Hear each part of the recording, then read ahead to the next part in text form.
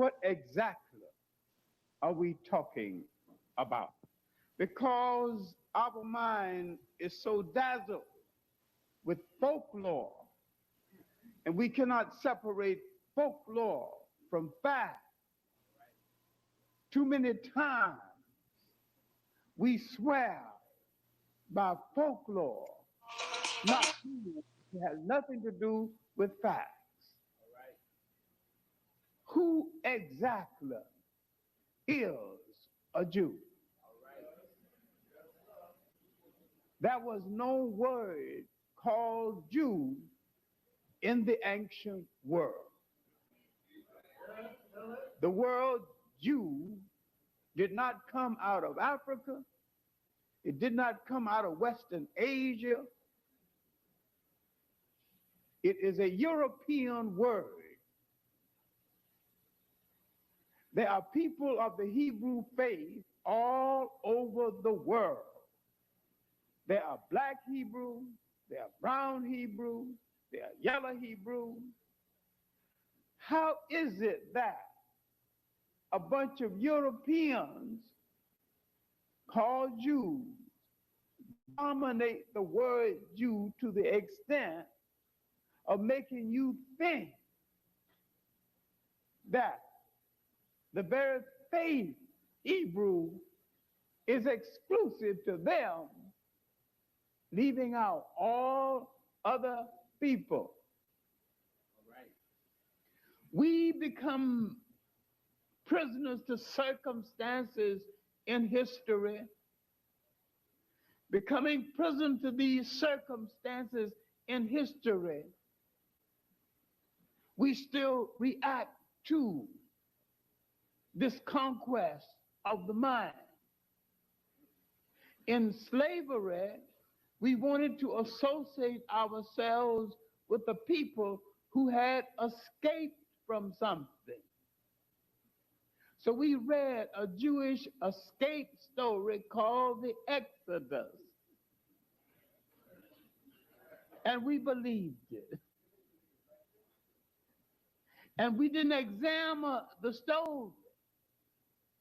Because if you examine the story, you will find the story is told to instill faith in a people. And sometimes, if a story is told to instill faith and truth, the illustration used to get the point across need not be true.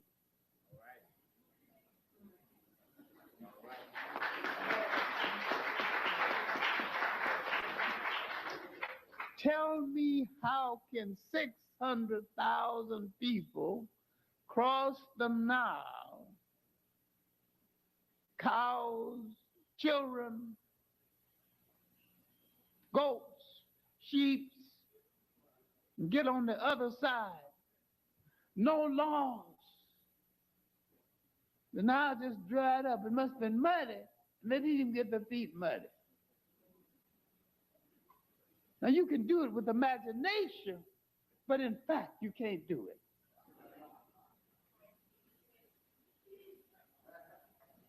They copied, these Western Asian people copied Nile Valley folk stories,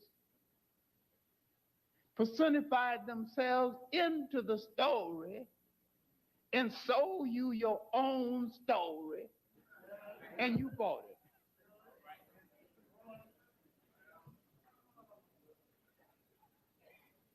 Now let's go back and deal with where they copied the story from.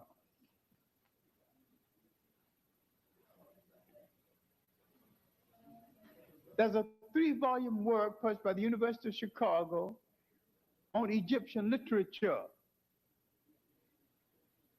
I would appreciate it if the people on my right would just let me be heard.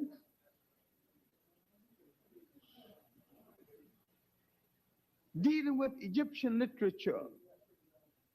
And there is a story in the 3 volumes dealing with a pharaoh who got somewhat despondent, and his magician decided to take him rowing on the Nile. And to make him more happy, the boat was being rowed by beautiful ladies. The lead lady stopped rowing and started crying, and the Pharaoh was very much concerned with what had happened. And he asked the lead lady what had happened. He said she had dropped her necklace in the Nile. And the Pharaoh told the magician to take care of it. At this period in history, all kings or pharaohs travel with a magician. Instead of you and I having a fight, we have a contest between our respective magicians. We didn't take the nation to war. The two magicians settled the matter. So this magician parted the water, dried up the Nile, stepped out, picked up the lady's necklace, gave it back, water came back, she smiled and kept rowing the boat over. That's why the Jews copied the story about the water.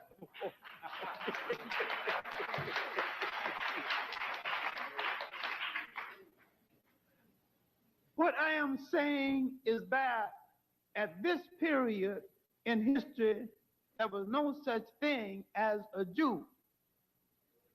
There were Western Asian people who later joined the Hebrew faith. There was an extensive series on the history of the Jews. They gave them an artificial history before Babylonia. But they had no clear history before their entry into Africa as visitors seeking food and shelter. There in Africa, they sought and found food and shelter. They entered Africa with no clear language, no clear religion, and no clear culture. When they left, they came as 70 in number. They left 600,000 in number. They had a culture, a language, and a religion when they left, all taken from Africa.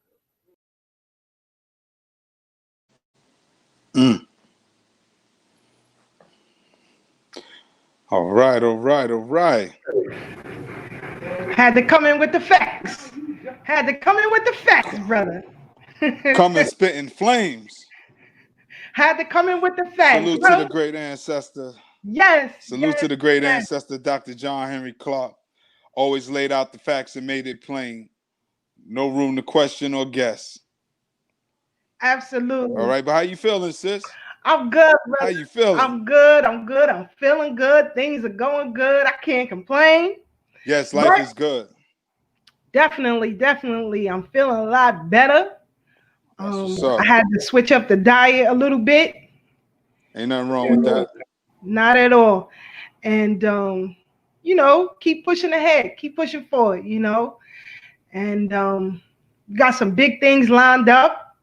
Y'all wait for that. It's coming. We got a lot to talk about tonight. We got a lot. I reached out to another attorney at war, and in a couple of weeks she will be on our platform. So hopefully we'll make that all happen. Here in New York City, the same old. I heard today, well, we'll get into that. But other than that, how your week been going so far, brother? Oh, man. You know what, sis? My week has been great, man. My week has really been great. A lot of things unfolding in the business world as well as in the personal life. Better days ahead. Regardless of what we go through, there's always better days ahead. Like I say, life is good unless the judge give it to you. You know. But yeah, the week has been great celebrating my youngest son 22nd birthday, and to find out that I'm gonna Khaled, be a yeah, happy salute to brother Khalid. birthday, kid. Yes. And I always remind them you were named after Dr. Khalid Abdul Muhammad. Make no mistakes about it. It's not no coincidence that he has that name, and I promise you, like, he's such a good son. I love him to life, and now he's about to be a dad. I'm excited about that. Yeah, I'm be a pop again. You know, so that's why I gotta stay in shape, sis. I'm trying to age gracefully. You know, Yeah, because but you're gonna have a lot of running around. yeah. Look, I already got 3 grandsons. Hopefully, he give me a fourth. Have my little army of soldiers. They get out there with pop, do some pull ups, and dips. Get them out there running marathons with me and all that kind of good stuff. But other than that, the week it's actually been phenomenal, sis. I'm just grateful. I'm appreciative all the love and support I've been getting for the business, because I'm definitely moving to the upper echelon, just putting things in this proper perspective. The boot camp is going well. A lot of people responded to that. I'll be doing the boot camp in Coney Island come next month, and then I'll be doing the boot camp in Staten Island the following, I think, in September. We see how that go if we get enough participants. A lot of people are interested, so I'm gonna see what it do. But other than that, I'm gonna just keep giving people a lot of information, grow my platform, because I definitely know our people need to be healthy, mentally, physically, and spiritually.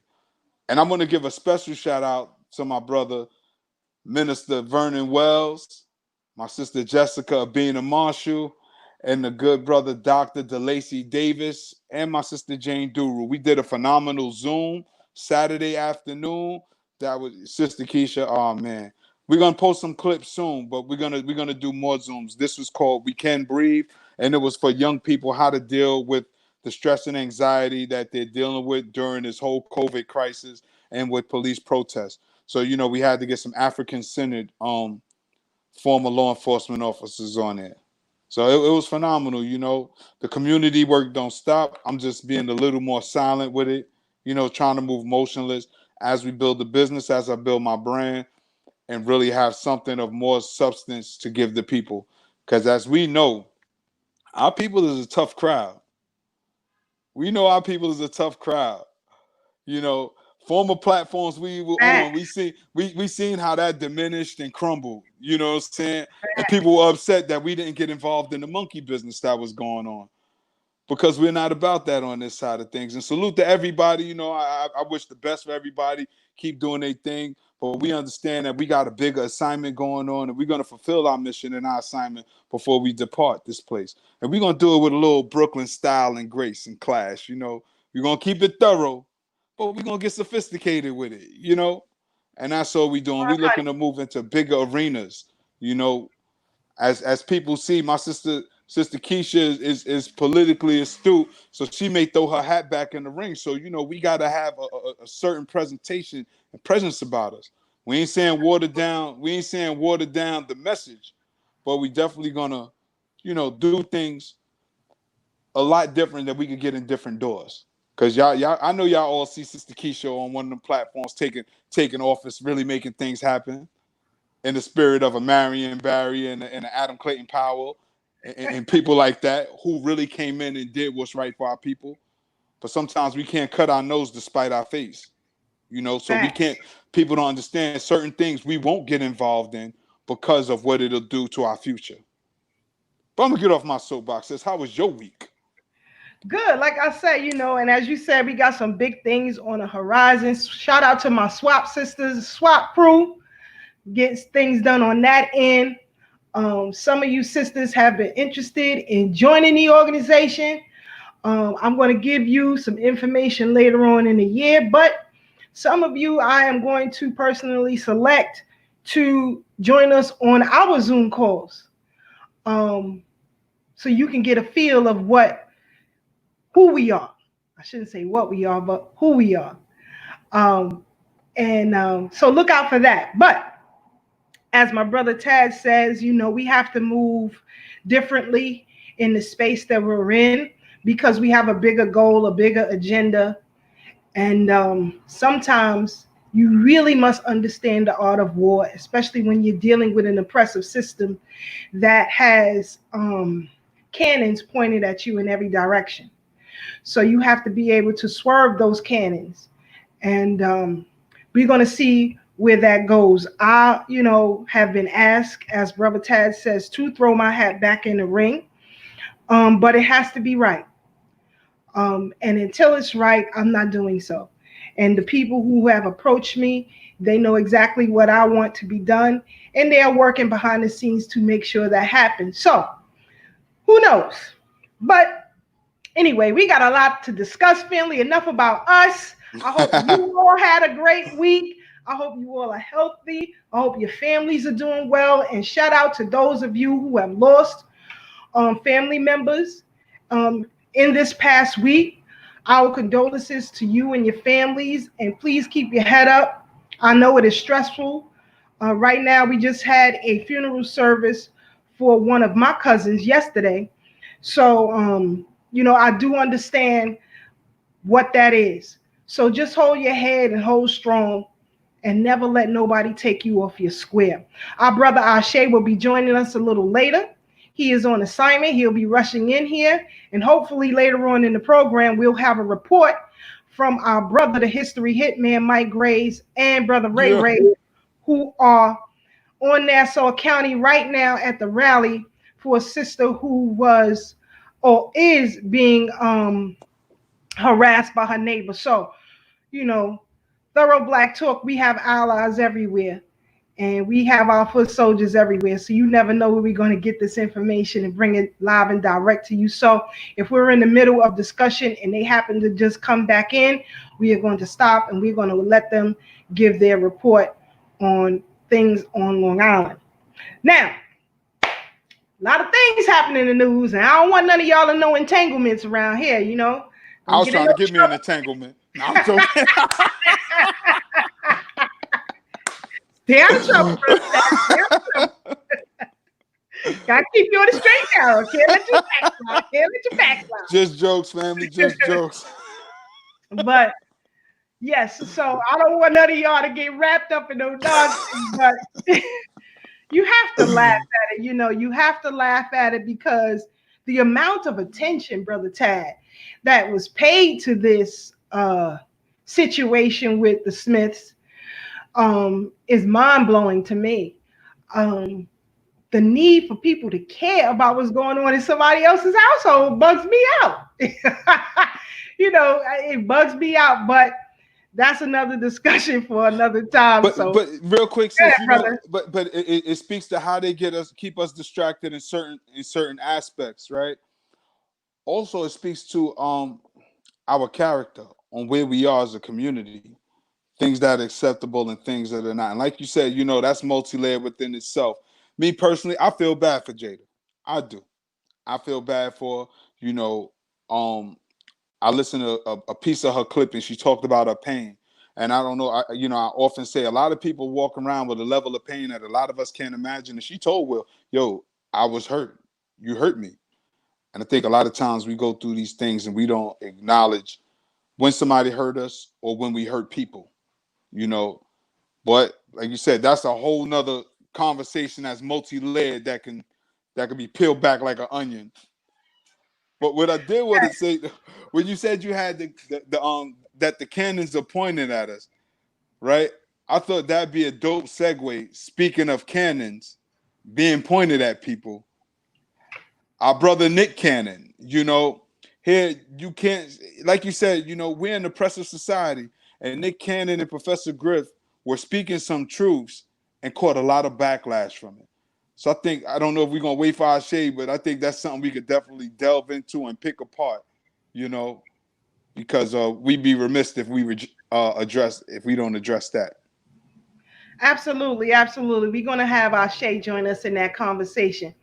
But kicking back off into entertainment and activists, if you will. Yesterday in Kentucky, There was an arrest of Tamika Mallory, Portia Williams from the Real Housewives of Atlanta, and Yandy Smith from I think it's Love and Hip Hop. Love and hip hop. They were arrested on federal charges yesterday for protesting in front of the Attorney General's office to bring awareness to our sister Breonna Taylor. Um, but they were released today, from what I hear, and that's good. That's a good thing. And so were, all of the protesters who were with them, those who were arrested, that is, were released today. My thing is this. We have come to a point in history where these fist pump in the air type of protests are falling on deaf ears, and they have fallen on deaf ears. I think it is a tactic that has been used and pretty much dried up. That's just my perspective on it.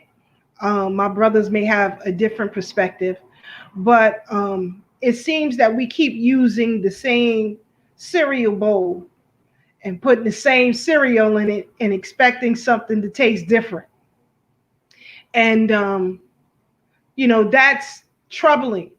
But, there are a lot of celebrities who have been speaking out about what is happening in entertainment, most notably Miss Viola Davis, who I guess Europeans would refer to as the Black Meryl Streep. She has a history of over 30 years in the business, and for quite some time she has been talking about the inequalities in entertainment. But my thing is this. A lot of them amass a lot of revenue in their time in entertainment. And it disturbs me that they haven't come to a conclusion to withdraw and form their own as a collective. But not really, because even in mainstream world, those of us who know better refuse to come together as a collective to get things done. We let personal ideologies and belief systems get in the way of that.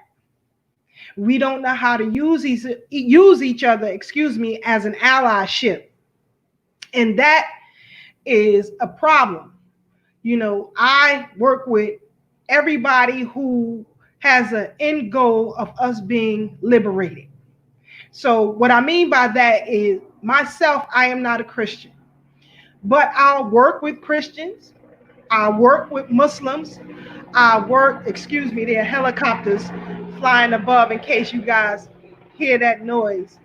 But always seem to happen. That or fireworks when we going in. This is Brooklyn. But I work with people who in entertainment, out of entertainment, to reach a particular goal. And sometimes information can divide that alliance. I don't have to go home and sleep with you. I don't have to go to church with you. I don't have to work where you are. I don't have to live where you are. But if we have an end goal, that's very critical. We are coming up on the 100-year anniversary of the RBG flag. There were many facets in Marcus Garvey's movement. It didn't matter what your personal ideology was. The purpose and the end goal was liberation. And we have to get to that point. I think a lot of times there are a lot of debates going on, and it divides people in a particular way when it shouldn't. I see it as a holdback, if you will, with us. And we're going to have to learn to get over that hurdle. We're going to have to learn to get over that hurdle, because you look at, as someone that Brother Tad mentioned in the beginning, like an Adam Clayton Powell Jr., who was a Baptist church minister and a Democrat. but he had an end goal for the liberation of black people. You see my point? You have to do that with the monopoly game that we're given. You have to play by that playing field unless you develop your own. And some are doing that. But we have to learn to put petty differences to the side and look for the collective. Like you have other ethnic groups who may hate each other. However, when it comes to us, it is in one accord. They put those things to the side. We have to know that. We have to understand that. You know, like Brother Tad said on a Zoom call, he had Brother DeLacy Davis over there in Jersey on a call with him. Now, I know Brother Tad more than I know Brother DeLacy. I know Tad's end goal. You understand what I'm saying? He didn't say, well, you know what, you live over there in Jersey and you was the police and I can't. No, you have to see what the end goal is. And so, you know, I wish that for the remainder of the year that you find something that you can join in with other people as a group, and form something for the benefit of us all. Learn to put your petty differences to the side because that can be detrimental. Even again, let me refer to Brother Tad when we were on the other network. You know, petty differences destroyed that. Ego destroyed that. It wasn't looked at the group, the whole, the collective, the main goal, the end result. And so personal ideologies, belief systems, and issues got in the way of that. And that was dangerous. Other organizations that, you know, some of us belong to, the same thing happened. And that's why I say it's very important that we study the mistakes of history so that we do not repeat them. Okay. So my brother Ashe is in the building. I see you, bro. How you feeling? How's your weekend going? Yeah, what's going on, family? Y'all hear me? Loud and clear. Yeah, peace, black people, man. It's great. It's a good feeling to be back in the building once again. You know what I'm saying? This is Thorough Black Talk. You know, I'm feeling great, sis and big brother. To add to the cipher and the conversation, what you talking about, I mean, yeah, it's really important. We always stress this on our platform to study history, know thyself, know where your ancestors came from and what you did, what your history is, so we don't repeat those mistakes. And I just feel honored, you know what I'm saying, to be in this position with my big brother and my big sister, because they have both been in different movements and both seen some of those movements rise and fall. Some of the leaders rise and fall. And like Keisha said, it's because of petty differences. You know what I'm saying? It really doesn't make any sense for us to be thinking like this. We're supposed to be thinking for the community. We're supposed to be building for a nation, for a whole bunch of people. This whole revolutionary thing is bigger than us. But you have some people that just want to come in and big their chests up, you know, and they just want to do things the way that they see it, or the way that they went to sleep at night and dreamed revolution was going to look like. You know what I'm saying? But that may not happen. That may not come to be exactly what you think it's going to be. Like me and my sister Keisha was having a conversation before a few years back. And I was talking about how I feel like I'm fighting for a black utopia. Now, in a sense, I still feel like there's a black utopia, but then I had to think about that and say, what did I mean? What exactly is a black utopia? Because a lot of us, we seem to fight and we think that in the end, everything is going to be fixed. The assault that these people have done to us is going to take generations and generations for us to fix all of these things that they did, that the damage that they did. We need a lot of healing, so it's going to take a lot of time. So even if we get all of these devils out of our community, or even if we repatriate and go back to the motherland where it's just brothers and sisters, them devils is in our brothers and sisters' heads. They in our heads. You know what I'm saying? So we really have to work to heal ourselves. And even like we said, in the revolutionary or whatever you want to call it, community, the same damage, the same effects from the damage is evident, it's clear, it's showing itself. You know what I'm saying? It only takes a matter of time, and it's really unfortunate because the way some of these organizations and movements are set up is one person at the top, you know what I'm saying? And then if that person fall, what happened? Or even if that person don't fall, if that person get murdered, because we know we got enemies out here, then what happened?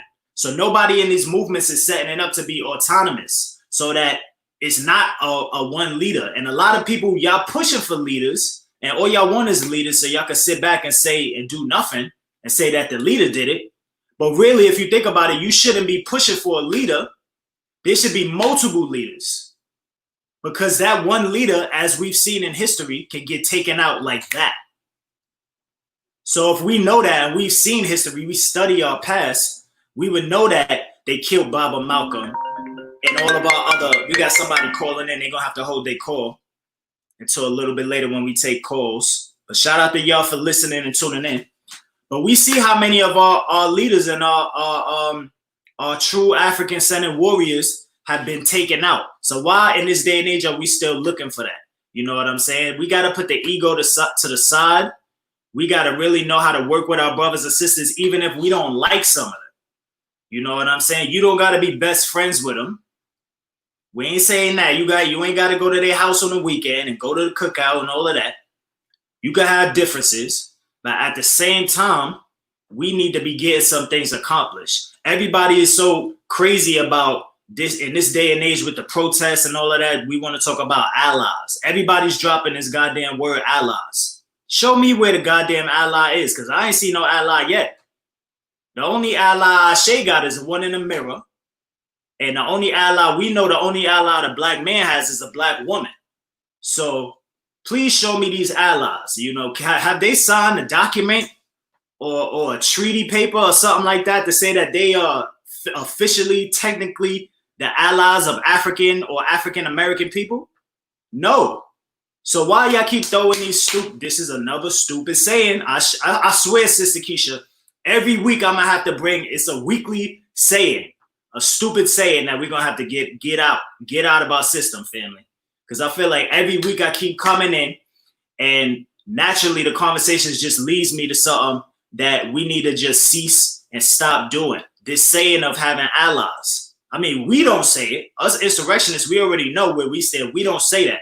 But a lot of people like using this statement because, like we say, they fall victim to their own sense of humanity. They want to be friends. They want to love everybody when everybody don't love them.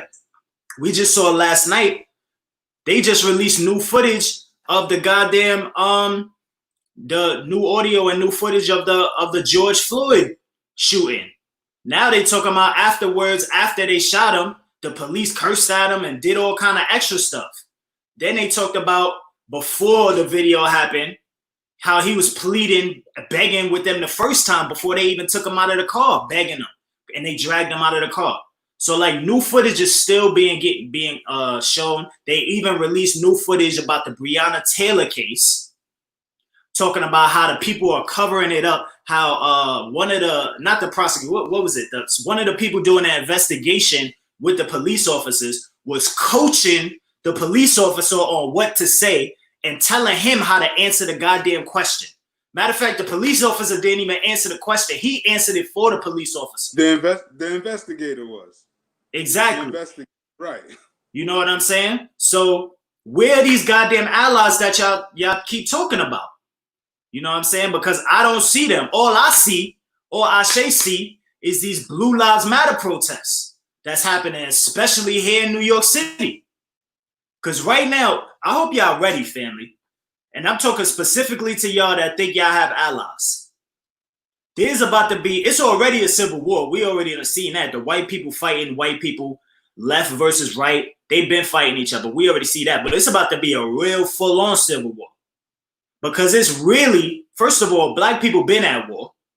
But right now, they're killing us even more. Because when you have these protests, the Black Lives Matter protests, right now it's trending all over the nation, but specifically in New York as well.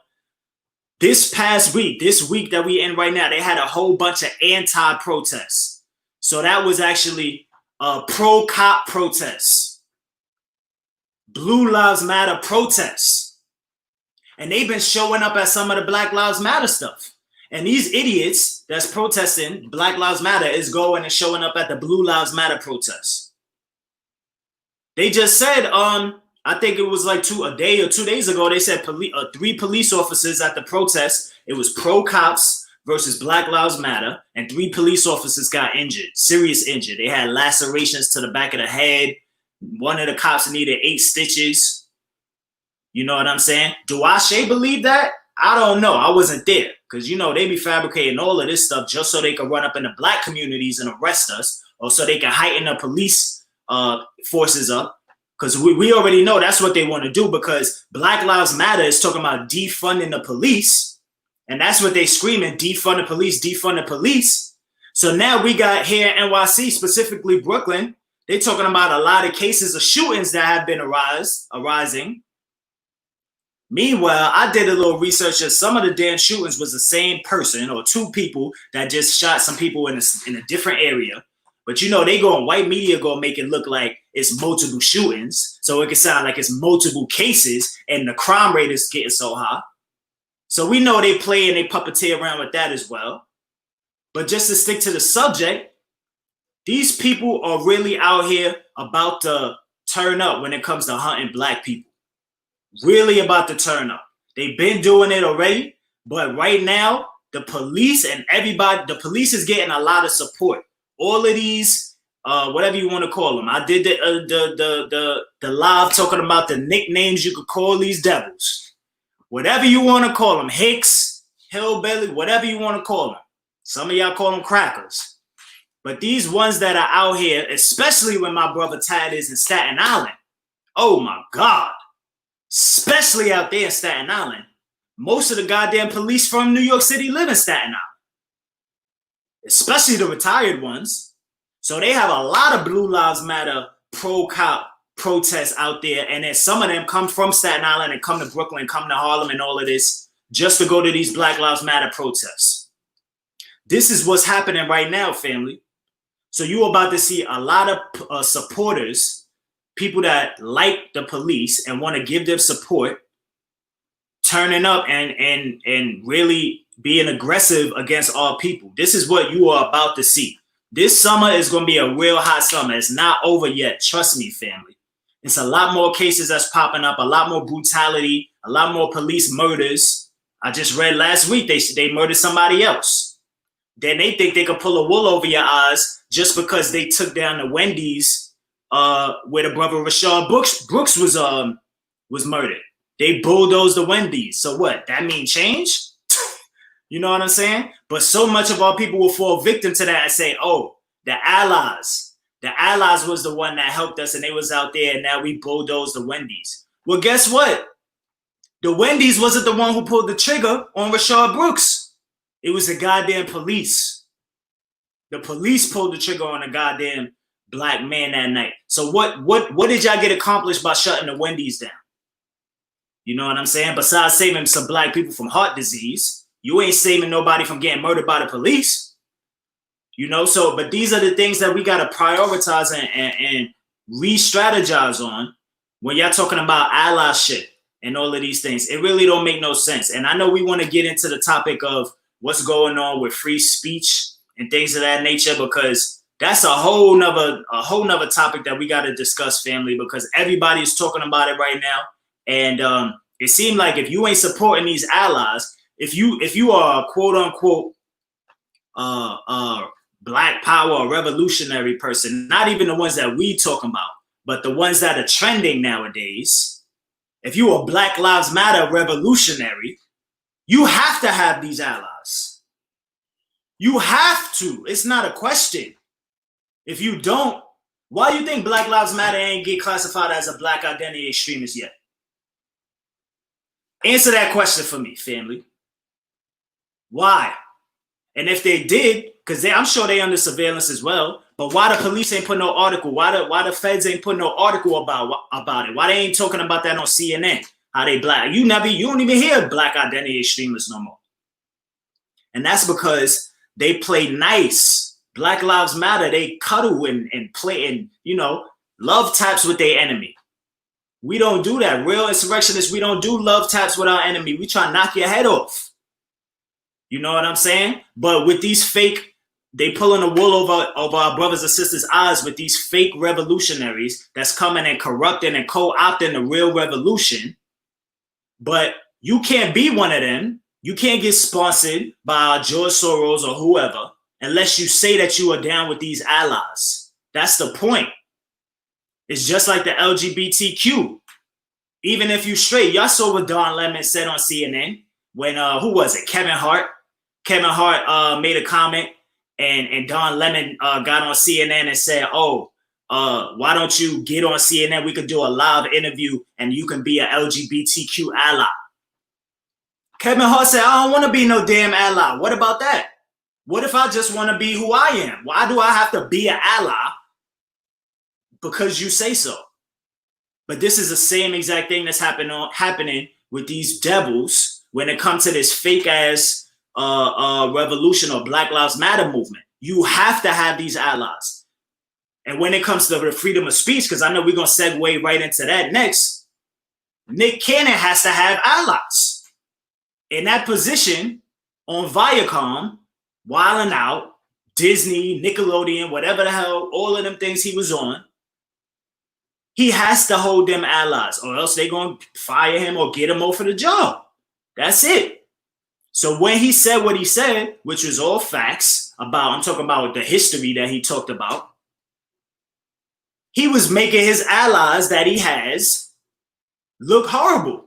And he was speaking truth to power. But it just so happened to be on his allies. So he talked bad about his allies and then they pulled his card. They removed him.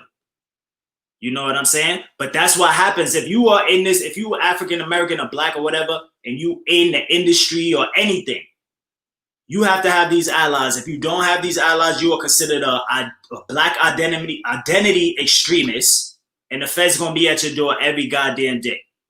Now, with the Nick Cannon situation, we thought what he was saying, well, I ain't even gonna say we, because from the jump, I already knew what kind of temperature and time he was on. I already knew he was an integrationist from the jump. You know what I'm saying? But, you know, some people I'm a little patient with because over time you see people develop and then they change their position. So I ain't knocking all my people, but I already knew what kind of temperature, what kind of time he was on. You know what I'm saying? He's the face of Nickelodeon, so you already know.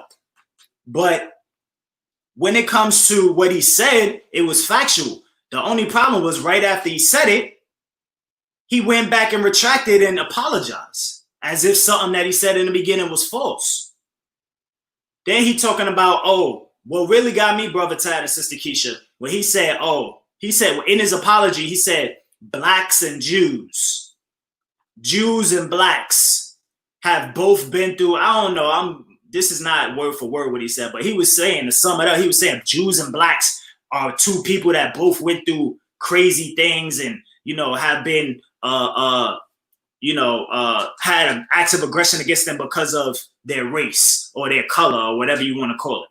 Trying to compare Africans as if the Jewish Holocaust and the Black Holocaust is really the same size or similar, or as if we actually have some kind of connection. Where we already know that the Baba has already broke down a secret relationship between Blacks and Jews. How many people have done that? Elijah Muhammad, Dr. Ben, you know what I'm saying? So somebody need to Nick Cannon got a whole bookshelf behind him. He ain't got the right books or something? He need to come to Thorough Black Talk for a book list? Sister Keisha gonna have to prepare one for his ass, because you can't be sitting there trying to act like you some damn revolutionary with a turban on all the goddamn time. But then you flip-flopping. You riding the fence.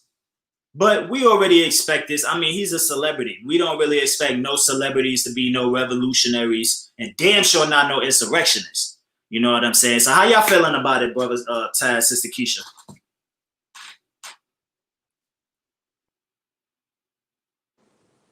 Sis, you go ahead. Sorry about that. I was getting some information on the ground. But anyway, you know, that whole thing, you know, the video has been pulled from what I hear. I'm glad I sent it to the Real Ones team before they were able to pull it. so that our crew could be able to hear it.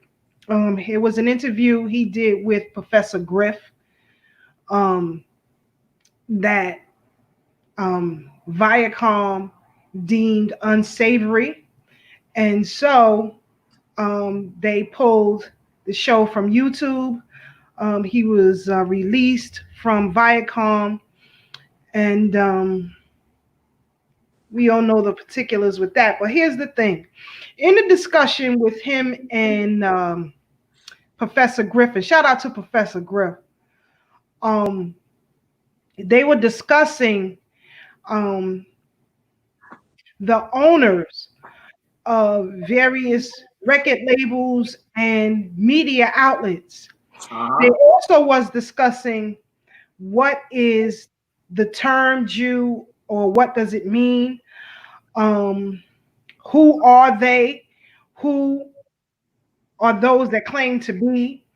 And so they pretty much tick some people off. Yes, Nick Cannon, he was sitting there, like Ashe said, with a bunch of books behind him. He is a graduate of Howard University.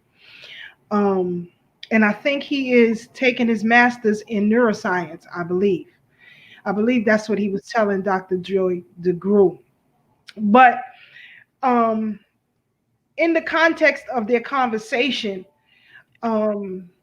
they started to talk about, Professor Griff was, about when he was silenced and removed from the group Public Enemy.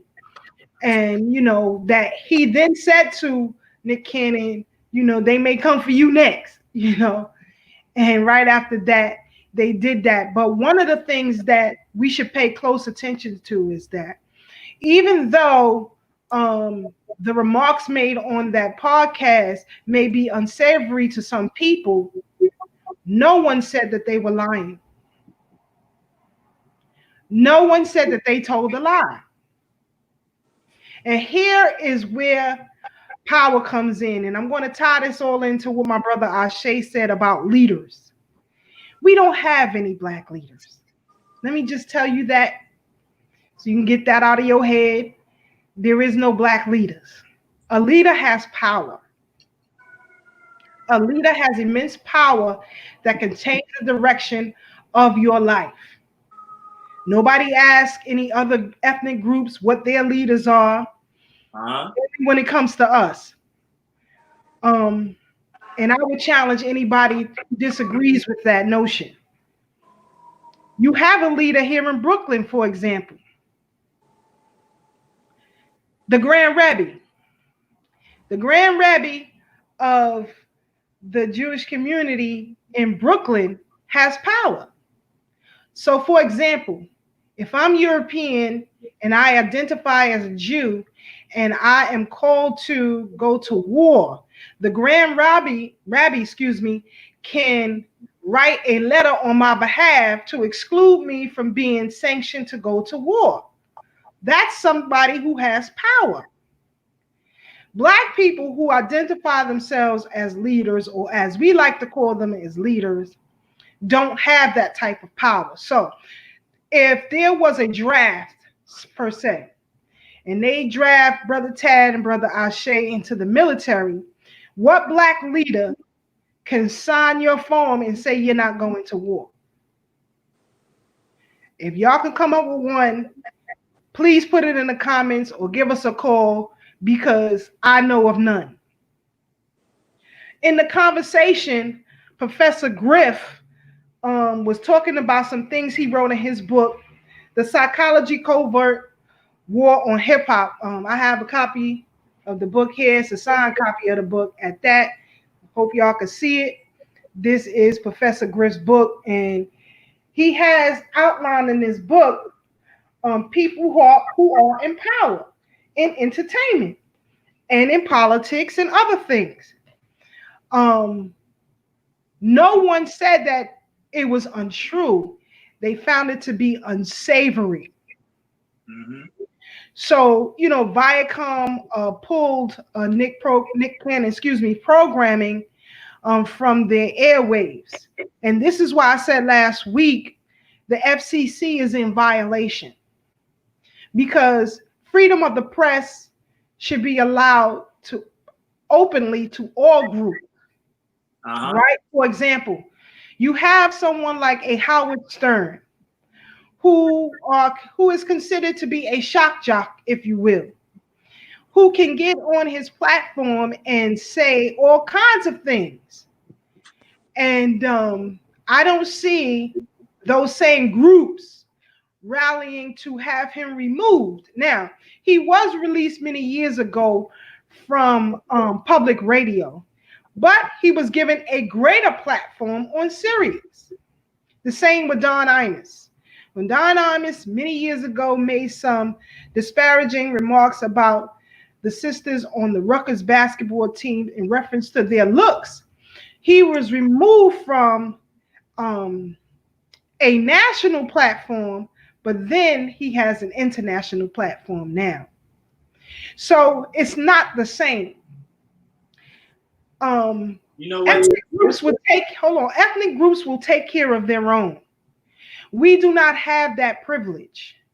And that's one of the things that Nick Cannon and Professor Griff was discussing. We here on this platform know this personally. Last week, our show was pulled from Facebook and from YouTube. We were blocked. Why? Because we didn't make any disparaging comments. We showed actual footage to prove our point of view. No one said that we lied. They just found it unsavory. And that's power, a power we do not have. And this is what Nick Cannon and Professor Griff was trying to explain, that there is an unlevel playing field, that white supremacy is a systematic thing. It is not individualistic. You can individually be prejudiced against someone, but as a collective, as an institution, you can block people from living, from eating, from employment, if you will, and so on and so forth. Now, before Viacom released Mr. Cannon, you had, I think it was Dwayne Wade, who claimed to be in support of the podcast. But as soon as Viacom pulled the rug from under Nick Cannon, he changed and flipped the tune. And this is what I'm talking about. We have to be careful when you see people coming out saying things, rah, rah, rah, and then flip the script once the pressure is on. The pressure is always going to be on us, period. It is always going to be on us. We are the footstools to the world. At least that's what they see us to be, I should say. Let me rephrase that. They see us as the footstools of the world. And they're going to do everything in their power to make sure that that happens. Now, immediately after that, here is where a collective power in economics would have played a pivotal part in that. Is if immediately when we found out that Nick Cannon's programming was pulled, boycotted all Viacom publications. And we still can do that. Boycott the holdings, the brands under Viacom CBS. Even if you have to call your cable companies and say, I don't want those channels flooding through here anymore.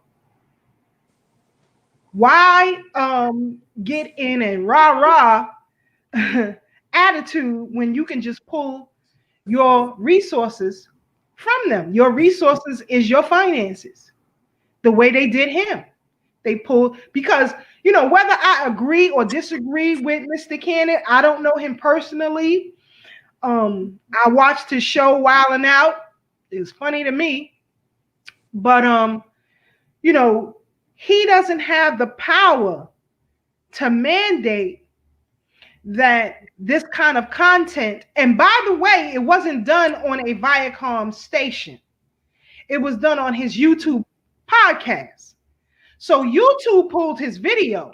So that means YouTube is in agreement with Viacom to nullify our freedom of speech. And I always warned us of that. When you get out here and you start complaining when other ethnic groups are saying derogatory things to you or disparaging things to you, I don't want them shut down.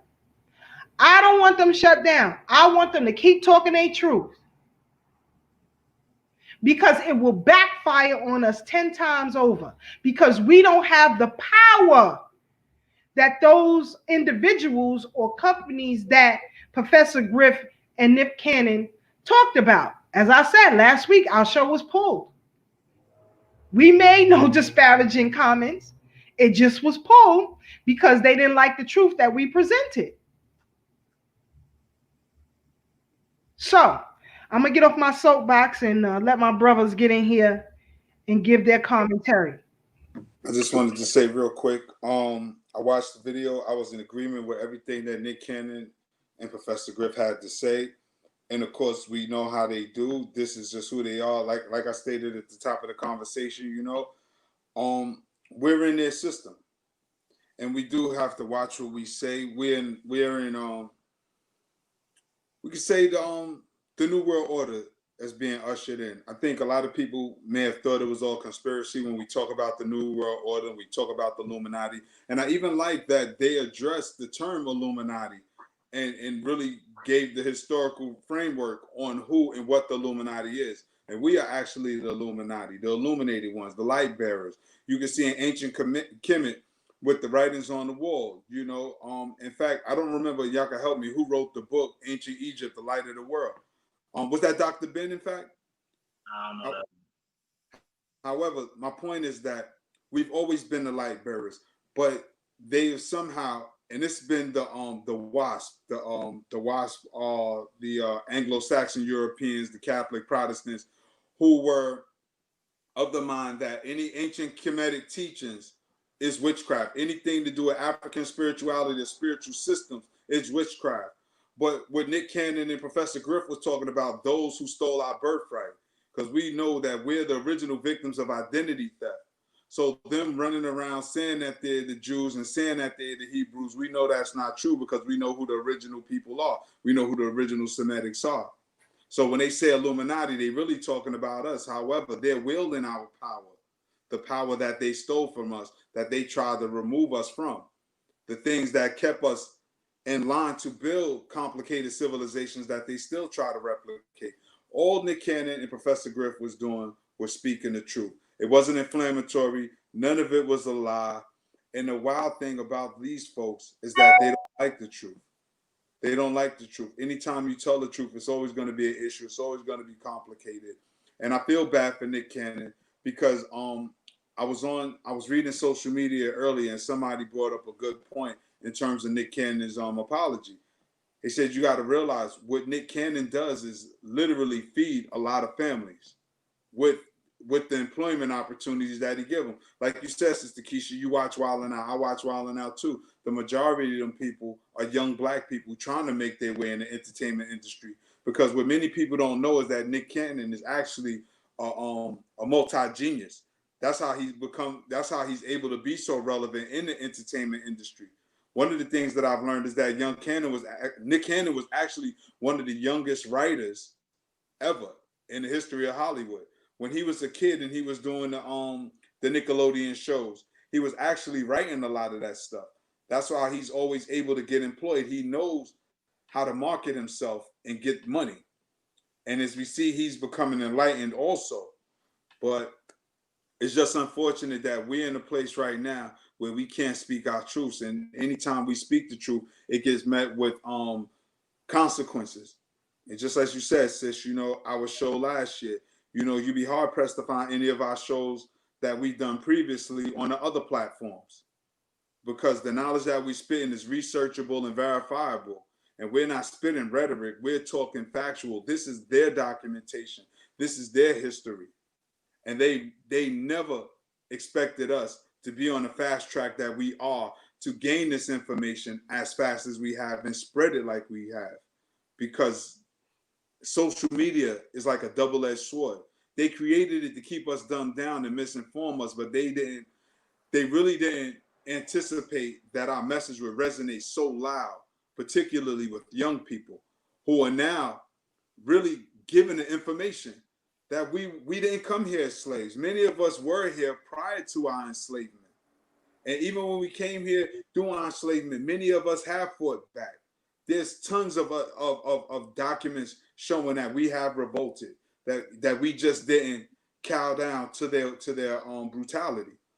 Because even when you look at our Mayafa, which is our African Holocaust, they would sell it as if we was just docile and we never fought back. They came, stole us, and we just like, yes, sir, no, sir. No, we did fight back. And they won't tell you about that. Like they never mention Nat Turner. Seldom do they mention Harriet Tubman. They don't talk about Gabriel Prosser. They don't talk about Denmark Vesey. As much as they talk about the Civil War and Frederick Douglass, it's always like Martin Delaney always get left out of the conversation. And there's so many more people that I can't think of off top of the head. But they always try to put us in a position of subservience as if we never stood up and fought back and asserted our manhood or just asserted our birthright, that we are the originators of civilizations. We are the mother and father of all races on this planet. That as much as we talk about racism, we don't talk about white folks being the creators and inventors of racism. And Sister Keisha, I think it was you or Brother Ashe, one of y'all mentioned Dr. Joy DeGruy. And she told us in her book, Post-Traumatic Slave Syndrome, about Johann Friedrich Blumenbach and Karl Linnaeus, on how they created racism, their idiocy. I mean, it's just multi-layered. And it's unfortunate because we're already underground with our black media, but it's almost like we're gonna have to go deeper underground to really just share the truth with our people so we can properly move. Because as Ashe said, Black Lives Matter is not a revolutionary group. They're an integrationist group that's on the surface look like they're trying to do something, because I'm not impressed with Black Lives Matter being painted in the streets. That's not liberation. That's not freeing our people. I'm not impressed by you changing street names, because meanwhile, we still see that the boys in blue are still out here being very aggressive to our men, women, and children. We see that Hollywood is still silencing our voices, trying to dictate what's real and what's fake to us, and not really letting us practice Kuji Chakalia, self-determination. We are grown folks. We are a group of people with our own destiny, our own folklores and mores, our own culture and value system. We can speak for ourselves. We don't need nobody to speak for us.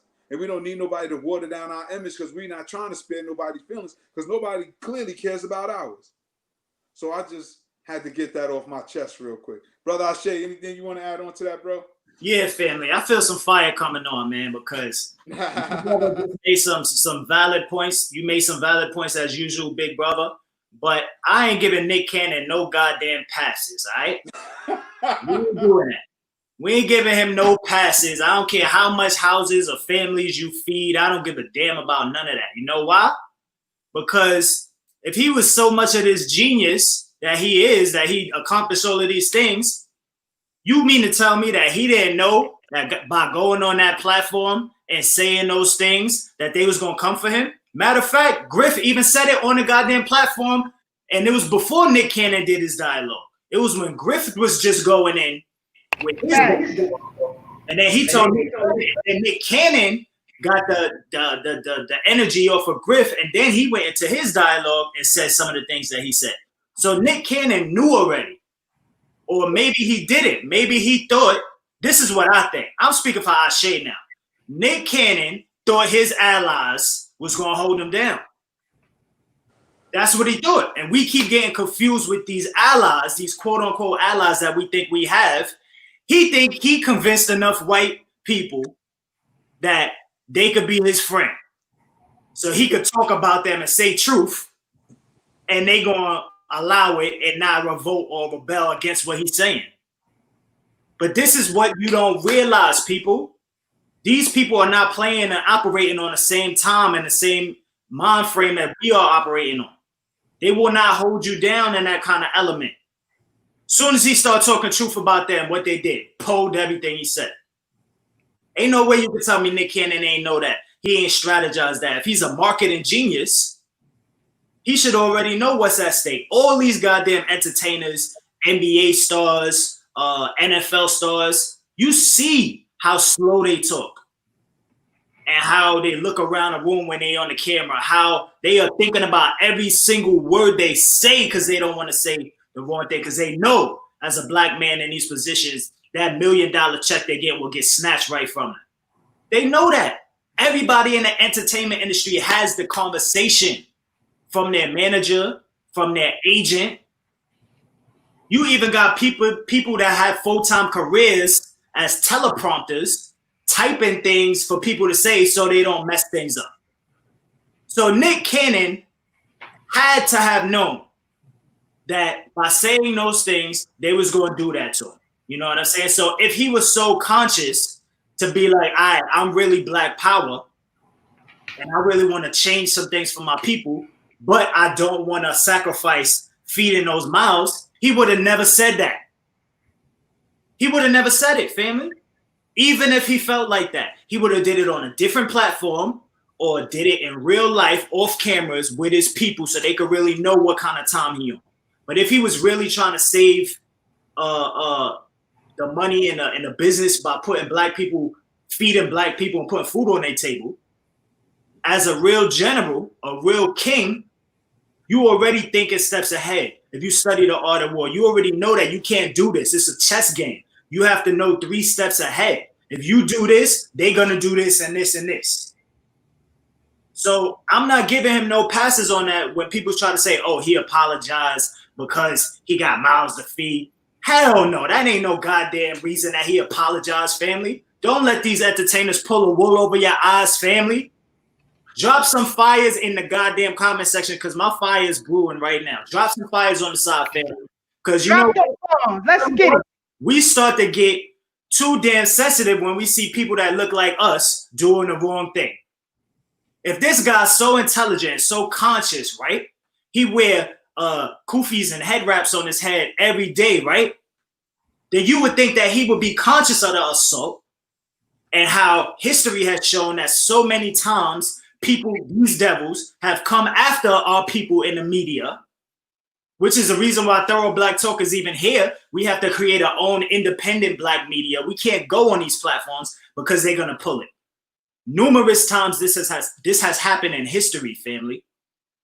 So Nick Cannon, if he didn't, he should have made himself aware. If he really was about feeding black families, he wouldn't have jeopardized it at all. He wouldn't have said nothing on it. He would have just let Griff do the talking.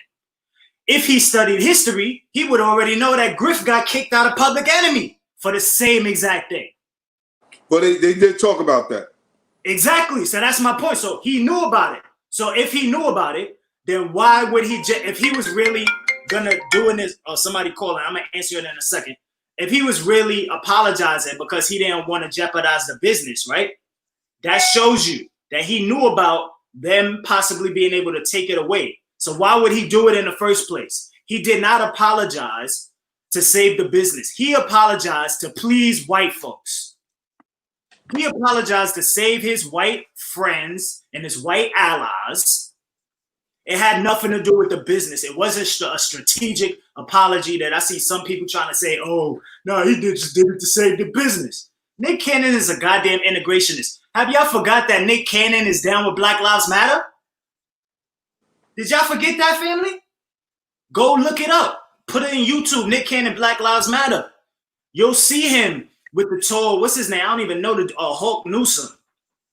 You'll see him standing side by side with Hawk Newsom.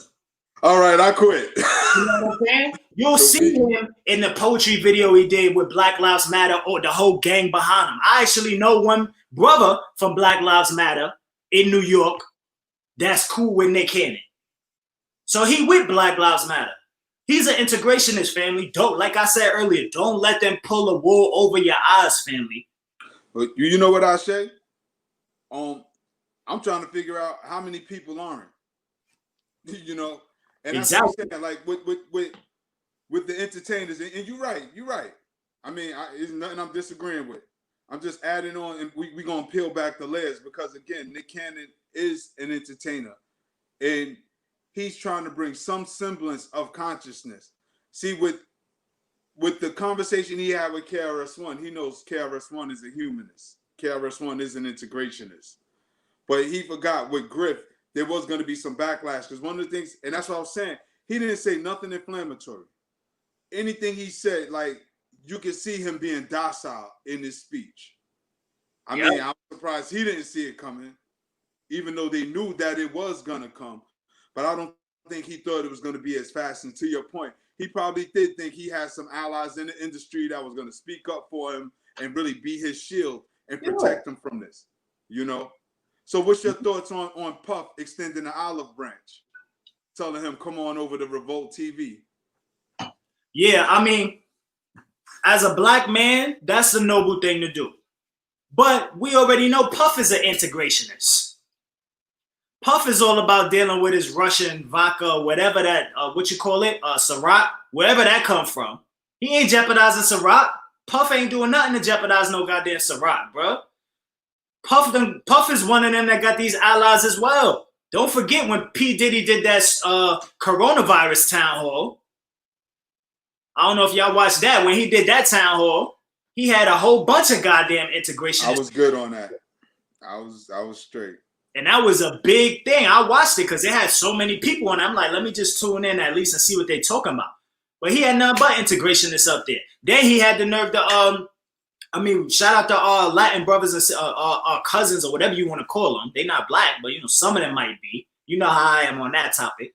But then he turned it into a Latin conversation when really black people are the ones that have the highest coronavirus rates. But on this town hall meeting, he brought in, who was it?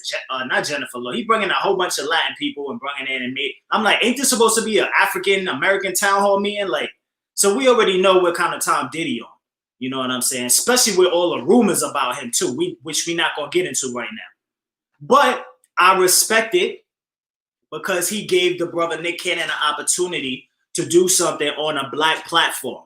Well, from what I hear, I don't know if it's totally black, but from what I hear, Revolt is a black platform.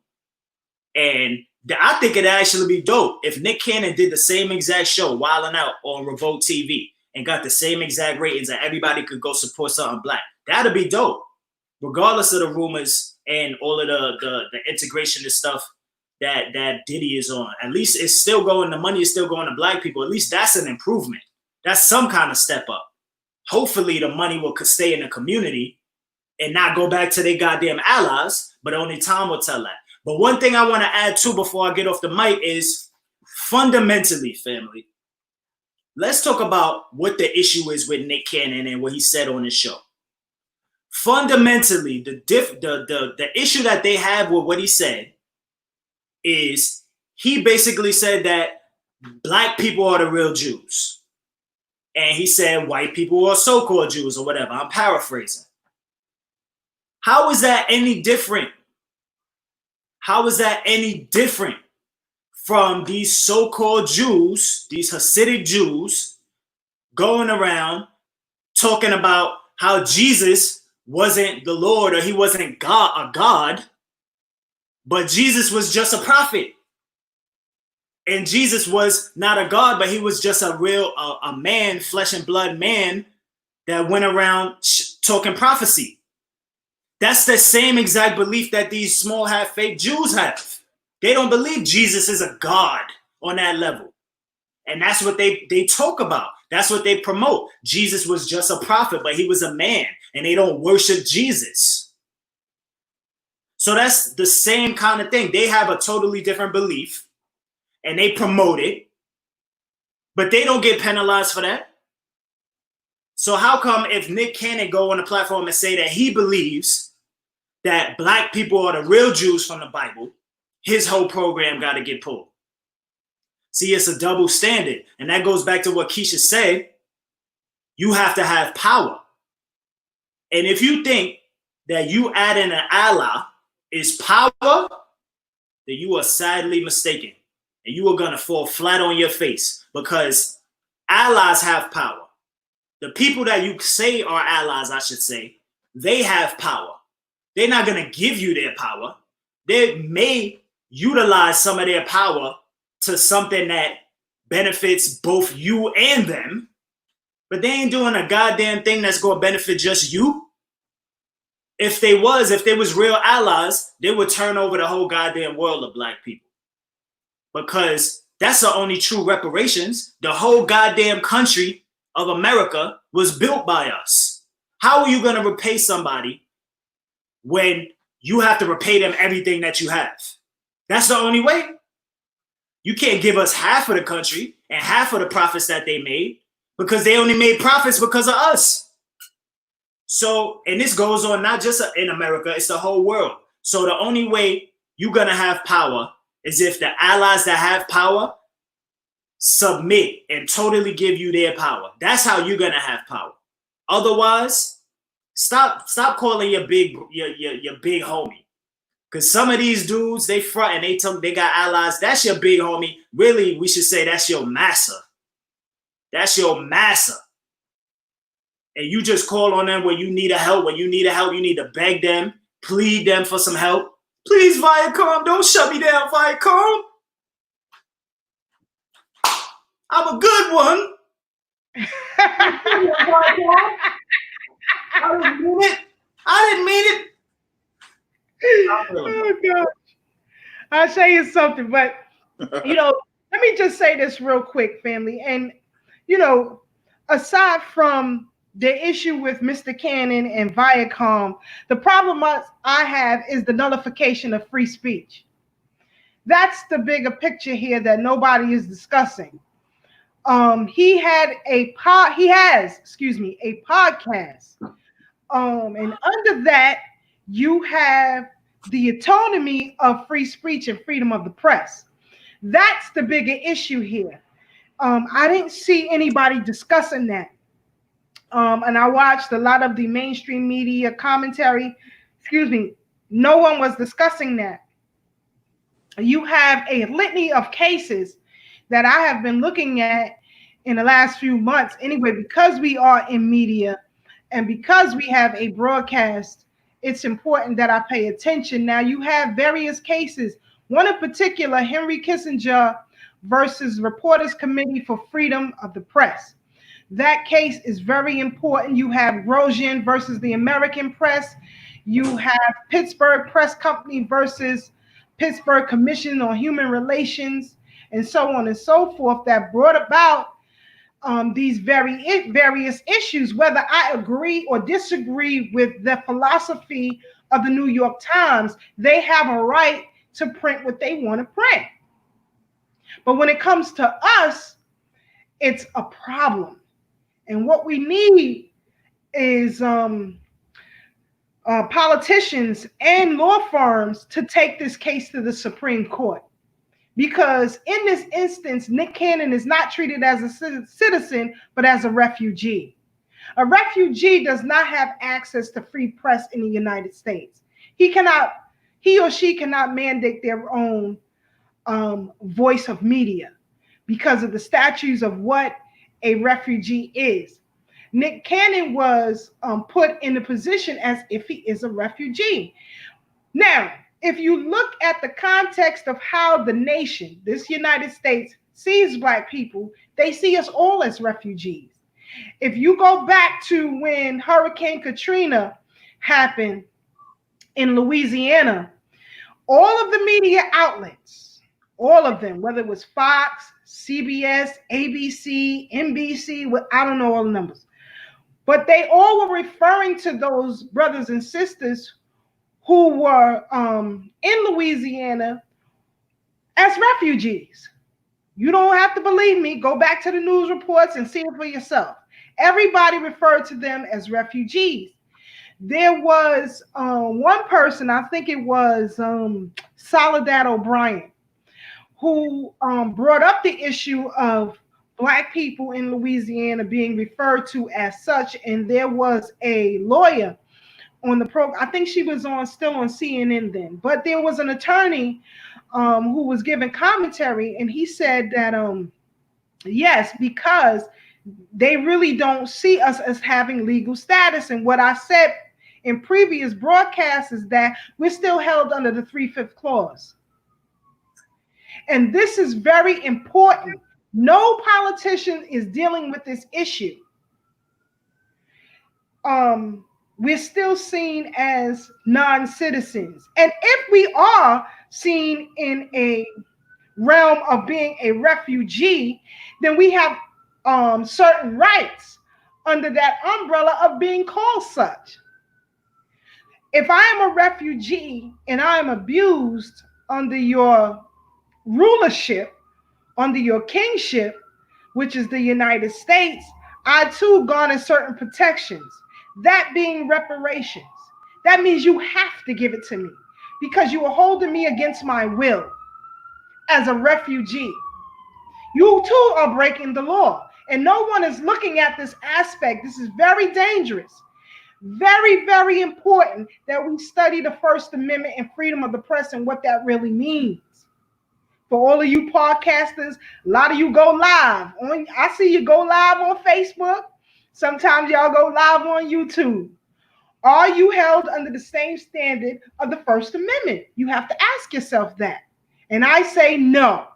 That's why his show was pulled. That's why our show was pulled. That's why many other shows are pulled, because they don't see it in that light. And so what they do is that they try to pivot us. If they call us refugees, we are victims. So they try to pivot us as victims into a certain category that could be damaging to us. That too is breaking the law. No one is looking at this aspect. It's very important. Very important. And what I mean by that, let's say me, Tad, and Ashe, we walking down Myrtle Ave, and we come across Myrtle and Cumberland when you enter Fort Greene Park, right? It's a long, way to DeKalb, right? From Myrtle and Cumberland to DeKalb, right? That's a long passageway. Now let's say the three of us are walking down that block and we get jumped and raped. And we take our complaint. I knew Tad was going to say something. I knew it. But let's say, for the sake of argument, and we take our complaint to the police department, right? We have a right as victims to give our story to the police. Once the police investigate, it is then turned over to the district attorney. And the district attorney will then bring charges on those that we claimed abused us, raped us, or what have you. And it's up to the district attorney, not us, to bear the burden. However, we are allowed to speak to our pain. So let's say I say, this goddamn bastard raped me. He's a dog. He's a beast. He's an animal. No one is going to disagree with that. We here held in this country as refugees, as victims, have a right to speak to our pain the way that we want to. They are breaking the law, and no one is talking about this aspect of it. They got you looking at the entertainment value of what happened with Nick Cannon and his programming. The problem is they broke the law. He is a victim of white supremacy. He is a victim of white aggression. They proved it when they pulled this programming. That's right. He is a victim. So what I'm saying is that we need Black law firms to take this on as a class action lawsuit on our behalf. Those are all of us who are in media, who are broadcasters, podcasters, whatever it is, going live, even going live on Facebook. They can pull your content if they don't like what you're saying. As a victim, you cannot tell me how to speak to my pain. I am not required to use political speech. I have to tell the story as it is, because the story as it is how it is prosecuted. We're not looking at that aspect. That's right. Which brings me to the Second Amendment. That's why they're trying to stifle that. Because once Black people have an understanding of the law and the politics of such, we can then turn the tables very easily as a collective. They know that. Mr. Cannon might not know that, but I do. I do. So I sent a letter to YouTube on our behalf. They had no right to pull our content. Because what we showed on our program, we didn't say, we did this story. We showed new footage, and we kept under the ticker where we got this information from. We didn't say, well, you know what? Tad, Keisha, and Ashe is NBC, and this is our story. No, we played footage that this media outlet played that they themselves made public. We used it in a free speech context. They broke the law. I am waiting for a response. But you know what, Sister Keisha, this ain't nothing new though. Because if you think about it, and this is why I don't give Nick Cannon no passes when it comes to his apology. Because you already lost everything. He shouldn't have did that. You look at the biggest case. Who is the biggest person, one of the most famous African Americans in this country right now that got theyself pulled from social media, Facebook, Instagram, YouTube? Minister Farrakhan. Did y'all forget? Did Nick Cannon forget? You know what I'm saying? If they could do that to Farrakhan, who has a nation within a nation, you think they ain't gonna pull your little show? Especially when you got another person, Professor Griff, on it. You know, so Nick Cannon should have already known this. He's studying all them books. Which ones is you studying? You studying the ones that are comfortable for white allies to study also? You know what I'm saying? Like, what are you studying, family? Like, or maybe you just ain't reached that level yet. You know what I'm saying? But if you ain't reached that level yet, you need to consult with some people who already know how this media game work and how these devils work. Because when they pulled that thing from Farrakhan, oh man, I'm talking about they went on a whole, he couldn't do nothing. He had to go on other people's platforms and all of this stuff to get back on. And I think he on now, but maybe not even. He just did an address the other day, right? Was that on his platform or was that on somebody else's platform that shared his thing? That was on television. That was on television, exactly. That wasn't on his platform, you know, so he wasn't getting no direct ratings or benefits from that screening. That wasn't on a black media. In fact, if I'm not mistaken, that was on Revolt. Oh, that was on Revolt too? Okay. For the 4th of July. Okay, well then I'm mistaken. If that was on Revolt, then that's good. They say, I don't know if it's 100% black owned, but they say Diddy got a part in Revolt, so that's a good thing if it was on that, but it wasn't on his platform. It wasn't on Minister Farrakhan on the Nation of Islam platform because he couldn't go back on it because they kicked him off. And you know what's so funny though about it all?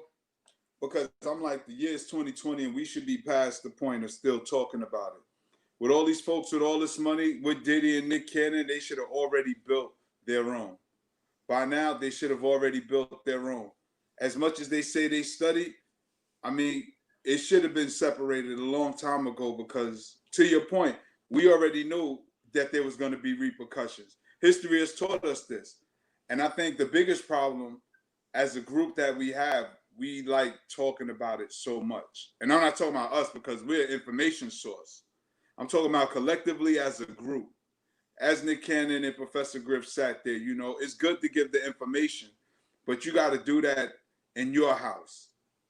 You have to really have those discussions in your living room, so to speak, proverbially, because Nick Cannon knew it was coming. Farrakhan, like as me and Sister Keisha said before you got on, Brother Ashe, this is their system.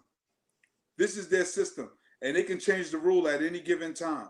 We see them do that with everything. We see them do it with golf with Tiger Woods. We see them do it in basketball with so many of the greats, Michael Jordan being one of them. Anytime we get involved, we always see them change the game. They always change the rules anytime we get involved. So do we keep adjusting to them playing the rules, or do we create our own game and exclude them like we've been excluded for so long? You know, and I know that's a rhetorical question, but I mean, y'all want to speak to that point? Nah, that's facts too, because, you know, I mean, like, even in the case of the backlash with what's happening with it, you know, I saw everybody's talking about 50 Cent. 50 Cent went and made a post, I don't know if it was Instagram or what, and he was talking bad about Nick Cannon because he got beef and he liked to troll. So he was saying, damn, Nick, what you went on there and said? You done got no more wilding out. You done got everything pulled now. So 50 Cent is poking at Nick Cannon, taking shots at him. But 50 Cent ain't doing a goddamn thing for black people. Matter of fact, he married outside of his race. There wasn't 50 Cent recently, a year ago or something like that, in the news for saying that he preferred light skin or no, he said exotic women. And then all the black sisters went after him because he was perpetuating that light skin. But that was even worse than just a light skin bias. He was perpetuating dating outside of your race. He married, what was it, Filipino was his wife or something like that.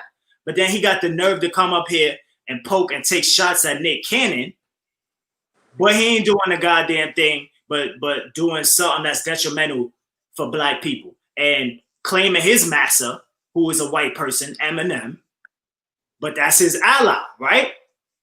That's his ally. So get this thing of allies out of your goddamn head, family, because the allies is going to run you right into the grave. I don't know why y'all keep playing with this. History has shown we don't have no damn allies.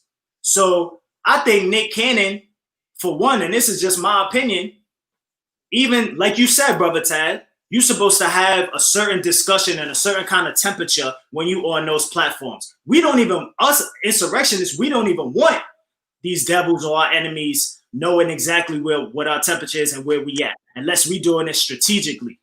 But Nick Cannon is an integrationist, and he's what was I saying earlier? He's not no super revolutionary. He's a celebrity. So the fact that he was even talking that kind of knowledge on there makes me think like, whoa, is he trying to put the battery in the back of his allies? Is he doing it on that platform? Because we already know Baba Ashraf Kwesi already said certain things is just bush knowledge. Right. Certain things, black people, especially in the plantation slavery days, we couldn't even talk about that things what we was going to do in uprising and building ourselves up in front of the people, in front of master, not even in front of some black people. We had to go deep into the bush, deep into the woods, late at night with fire for lights, just to have conversations on what we was going to do to free ourselves. That's bush knowledge.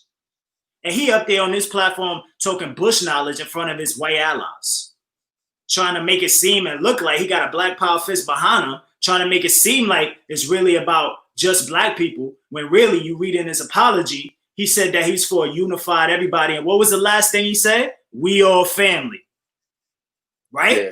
That was the last sentence in his apology. We all family.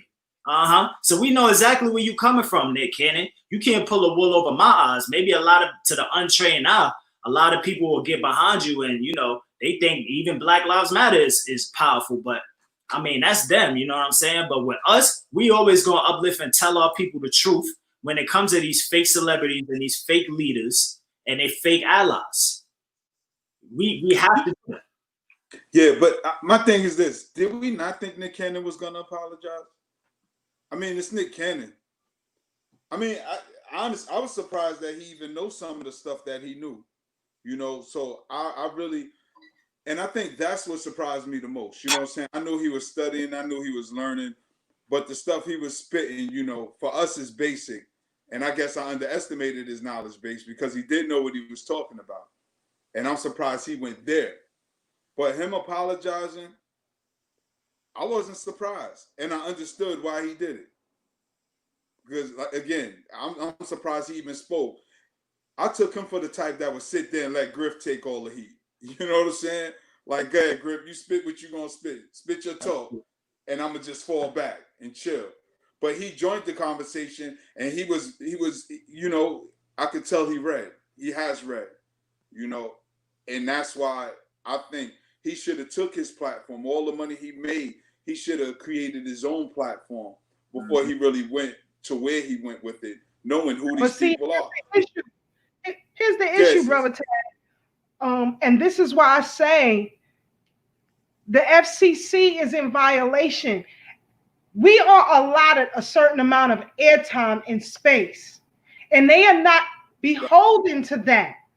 So even if he did, you see what I'm saying? Because previously, I believe Bill Cosby tried. I believe Ice Cube and others are in the process of trying to do that. Same issue with Byron Allen. Well, I'm gonna leave that one alone. Right. Despite Right. But yes, so we should be allotted. Right. I get you, brother. I'm just messing around. But we should be allotted a certain amount of airspace. This is an FCC rule, and they are not beholden to that. It's always a kickback. And that's why I say there has to be some class action lawsuits filed on our behalf, because this is all the way wrong. And just for the record, and I'm going to give the mic back to you, Brother Tad, and then we're going to take some phone calls, family. I hear a lot of times people mention the book, The Secret Relationships Between Blacks and Jews, written by the Nation of Islam. However, because of the shroud in mentioning the Nation of Islam in certain arenas, here's a book right here, and it's called Jews, Slave, and the Slave Trade, written by a Jewish man, a Jewish scholar, Eli Faber. And in particularly those of you in the Caribbean or from the Caribbean, I would recommend you get this book, because it talks about them in the slave trade in Jamaica, Barbados, in Trinidad. It's written all right here in this book by them. This is their scholars. Also, we have to look at white is used as a mechanism of control, right? As Dr. Clark taught, times of antiquity, there was no such thing as white folks, right? They came to that conclusion themselves. In particular, I have another book here you can check out. How the Irish Became White. You weren't always white. That's right. There's another one, I think it's downstairs. How the Jews Became White. Very profound books that you should read. And also Theodore Allen's White by Law. You have to check out, not Theodore Allen, Ian Lopez, White by Law. So there is a slew of information that will back up what we are saying. And no, it's just sad. I don't see Ben Crump and them running after trying to get these type of cases. I don't see these so-called leaders talking about these type of cases. They are not. They're talking about the superficial and not dealing with the real issue. But I'm going to get off my soapbox. Go ahead, Brother Tad.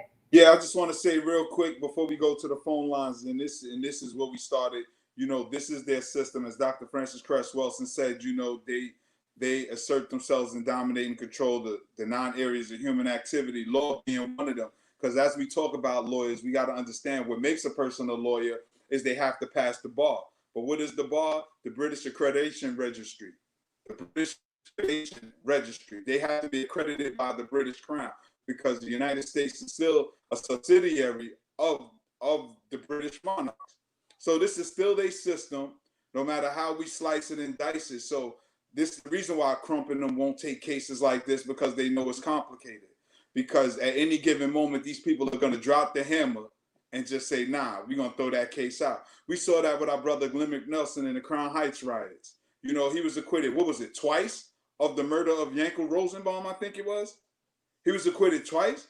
So that's double jeopardy. And I think the third time they jammed him up. Because we planned, it's like people could come in my house and I could be fair if I want to, or I could dominate if I want to, because this is my crib. And so what I say, go. And that's just how it is with us on this land. So as much as we address the FCC, we got to look at it as the law too. Because Sister Keisha, you breaking it down with the FCC, because a lot of that we all are learning right now, that they're violating the law just by not letting us have a certain amount of programs and airtime that was negotiated. And I think you covered that a couple of shows back. So my point is this. We have to really consider creating our own. Seriously, not just for the sake of rhetoric, but for our sustainability, because we see what's going on, because we're not even really dealing with COVID and the vaccines that's getting ready to come down the line and they get ready to force on everybody. That's a whole nother animal. But I'm going to step off my soapbox so we can go to the phone lines. Yeah, family. So right now is the time. We appreciate everybody for checking in. We see y'all in the comments on YouTube, on Facebook. Please share this video right now. Share this video, family, so we can get some people, get the information out there. But yeah, you can call in right now. The number is 929-356-4004. We will pull you in. I saw somebody in the comments said, Ice Cube has been fighting for years to own this television programming. Well, you know, they've been fighting right back, these devils. How many people have tried to purchase? Didn't they say Bill Cosby tried to buy, what was it, NBC or ABC, one of the two? NBC. They fought right back. We knew Michael Jackson tried to buy Sony at one point. All of the publishing and all of that. They fought right back and killed him. Dr. Sebi said he was healing, had a what do you have, a patent or something? He said he healed AIDS and HIV. They killed his ass, you know what I'm saying? But with Ice Cube, we know he melted a long time ago. Khalid told us that. Ice Cube melted a long time ago. So don't get the wool pulled over your eyes, family, even with Ice Cube. Like I said, I was about to say that, Ashe. I'm grateful that he has created the big three. I hope it flourishes. I hope it's successful. I hope black people get their own league. But remember, these black people are operating under the guise of white allyship. Let's not get it twisted. I remember when more recently, not even back in the days of college, when it was Ice Cube, when Bill Maher, I don't know if some of y'all know him from HBO. He has his series. He talk about political stuff every night. Bill Maher has said the N-word. This white devil said the N-word. And when he said the N-word, he basically wasn't even apologetic about it. He was saying it because he was saying like in a way where in his mind it wasn't a diss or nothing like that. You know what I'm saying? So, and what happened? When it just so happened that when Bill Maher said the N-word, Ice Cube was already scheduled to go on a Bill Maher show. So he went on a Bill Maher show, and what did Ice Cube say? Because he was promoting his new movie that came out, he didn't want to mess that up. So he went on there and said, "We forgive you, Bill Maher." He's speaking for all goddamn black people, telling Bill Maher that we forgive him for saying the N-word. And he said, "You still my guy, and I love your show," and all of this stuff. He tried to give a little statement where he said, the reason why you shouldn't say it, Yeah, that's exactly what these black people do with their allies, right? They continue to try to teach them. They trying to teach an unteachable person how to love when they can't even understand what that means. But that's what Ice Cube did. He went on there and gave Bill Maher a pass for saying the N-word. And now he still got his show. How come Bill Maher still got his show? He said the N-word. Nick Cannon didn't say, what's a nasty thing for these fake Jews? What they call it? I don't even remember right now. But he didn't even, a kike. He didn't even call him a kike. And he got his show removed.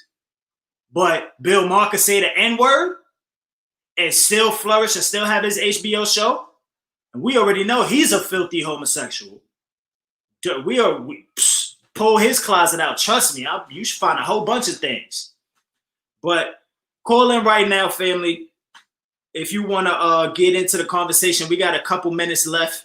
We will definitely pull you in. Somebody just called. I was talking, so I couldn't answer the phone at the moment, but call right back and we will pull you right in. Shout out to everybody that's watching. We appreciate y'all. Please subscribe to our YouTube channel. This video is on YouTube as well. You can watch the replay. You can watch the replay on Facebook. Thorough Black Talk with Tag, Keisha, and Ashe. Make sure y'all like the page, subscribe for notifications. Share this video, family. We want to get some more information out there. But yeah, brother Tag, sister Keisha, I just be getting tight when people be getting lapses in their memory. You know what I'm saying? And then be trying to push these black people as our leaders. Just because they got some money and they look successful don't make them our leader. And let me see who this is on the line right quick. Y'all got anything to add before I screen this call? Let's bring it. Now, I'm going to screen it first. You know how we do. Definitely that. Definitely that. Who you is? See, as soon as I said that, they hung up. So I don't know why they hung up, because I said I was screening the call. Call back if you want to get on the line, family. It was somebody from Viacom. I wish they will call in here. Come on, I got some good questions for you. Bring yourselves on over here. I got real questions for you. But yeah, we have to stay focused on what it is that we want. And before we get off the air, I want to give a quick shout out to Doggy Diamonds. Doggy Diamonds TV. I called into his program, I think yesterday or the day before, I think. Um, we keep getting distracted and we are not focusing on um, what we should and what we must. And it's strategic. I'm going to, if we don't have a call right now, I'm going to show you guys Yeah, we something. got a call. Let me bring this caller in right quick. Okay, while you do that, I'll cue up this The video. lines is going crazy right now. Actually, the lines is blowing up. They hitting us up. But we got a call. I'm gonna pull this caller in. Peace, you on Thorough Black Talk? State your name. Where you calling from? What's going on? This Cal out of South Cat. Peace, Yeah, man. Nick is a product of what I tell people. Walking down the middle of the road. I always say when you try to straddle that fence, you get hit. You know, you trying to be super black and just trying to be this, that, and the third. First of all, he's jumping all over the place. You're more, you're this, you're that, you're this. But you want to keep the white girl sleeping with them. You can't talk black and sleep white. That's right. This is the prime example. You know, when you try to straddle that fence, you need to pick a side.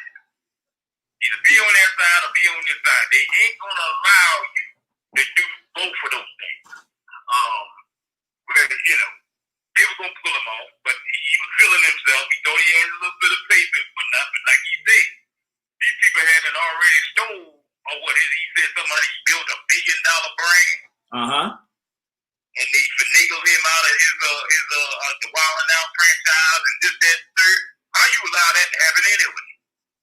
You got all this knowledge. See, but you got all this stuff jumbled up in your head, and it's all mixed up and mashed up like some gumbo. You know, That's right. we got to do better, you know. And then another thing too, where's all these other folk out here that should be pushing back against, anybody who's taking y'all out of y'all platform? It's not a word, it's not a beef.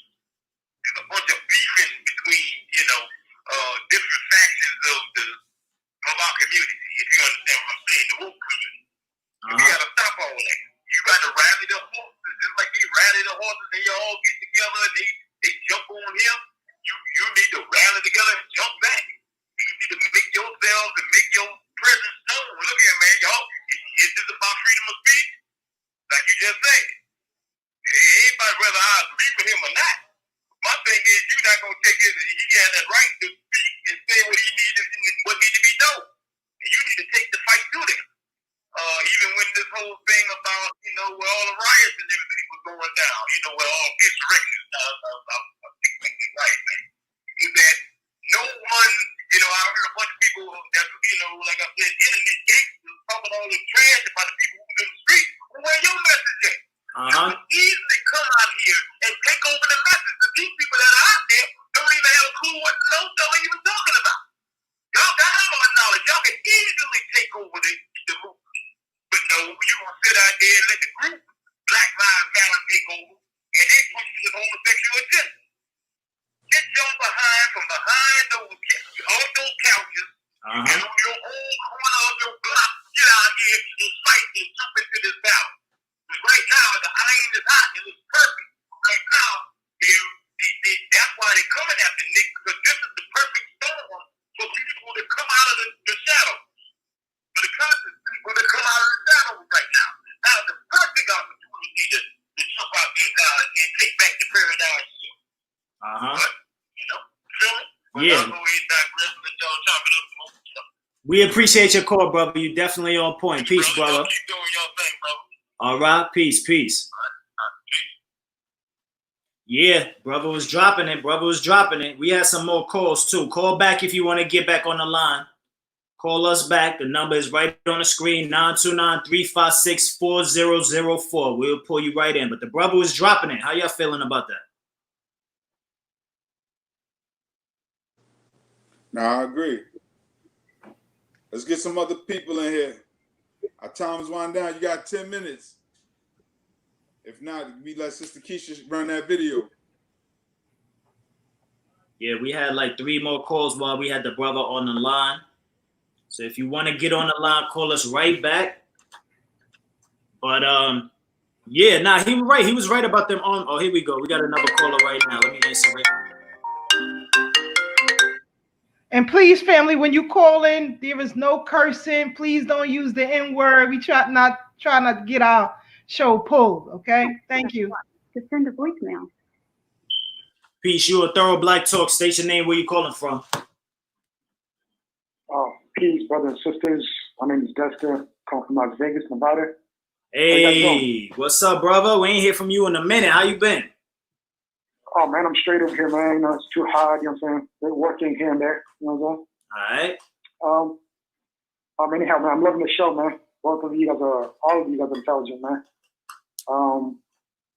Yeah, man, you touched on the topic about Nick Cannon. I want to say this though, man. I know that majority of these black celebrities, they're not really about that life. And I ain't talking about what we call, gun and shooting somebody or selling dope. I'm talking about what they say and what they stand on.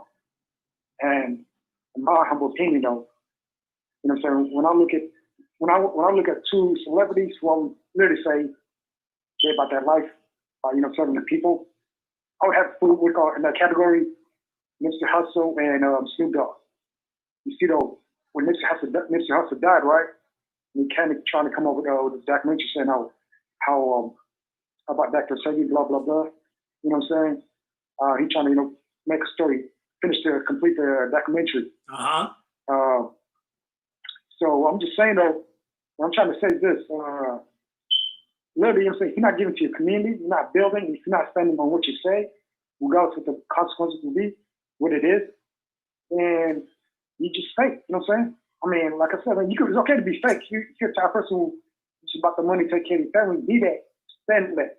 Don't just pretend though, because we have a lot of celebrities like that. That goes the same thing with Puffy. That ugly dude, who I never liked in my entire life since I came to America, okay? You know what I'm saying? Like I said, say what? That's right. Keep going, brother. Yeah, so, you know what I'm saying?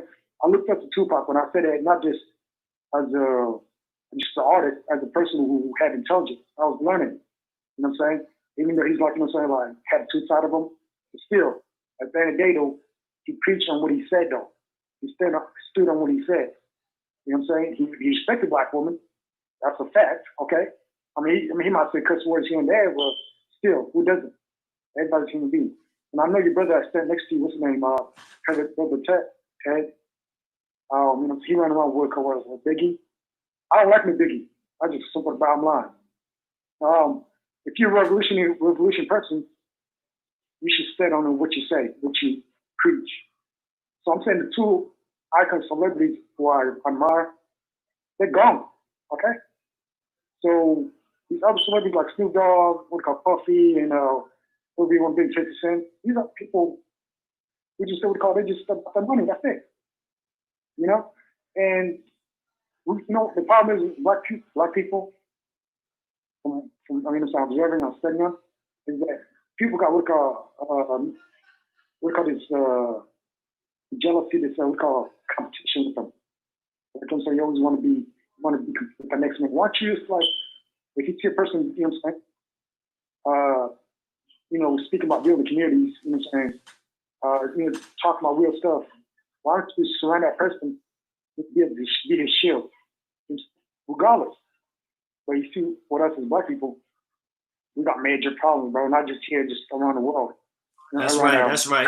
In the continent. Yes, you're right, brother. So I'm like literally fighting two battles, bro. When I said two battles, my mind used to be, my eyesight used to be what we call African American struggle, and then back home there's hella crazy stuff going on. So to make the story short, though, I used to call myself Ethiopian. I can't say it no more. I'm like I stand on that tribe that I came in. You know what I'm saying? So I'm saying this: that black people, instead you chasing money, you should have that principle, regardless what it is. That principle has to be like, either you're gonna work on, the principle, it could be two things. What I'm trying to say is that any person who come from Africa, right? You're a slave person, you're broke, blah blah, stuff like that. and he said, well, I want that person money, whatever like that. He said, we're gonna build our own, which African American, they did that in the past. You know, build on that. You know what I'm saying? So, you know what? Our dignity matters more than anything else. And then you'd be a threat to society. You're gonna be more than a threat. You're just gonna be like, your community will be so strong. So I'm saying that where I'm from, there's a hell of confusion stuff going on, even here. Yeah, that's true. That's true, brother. Yeah. But anyhow, though, man, that was about it, man. Y'all stay up, man. Yeah, we appreciate your call, my brother. Stay up. Keep it thorough. Peace. Yeah, family. No, look, I say real quick. Now, what was the issue you had with me and Biggie? Oh, nah. He's just saying he don't like Biggie because, I mean, some people say they don't like Biggie because, you know, he said some controversial things in his raps and all of that. And some people liked Pac over Biggie because Pac had a little revolutionary side. But don't forget, Pac has some contradictions about him as well, as do a lot of people.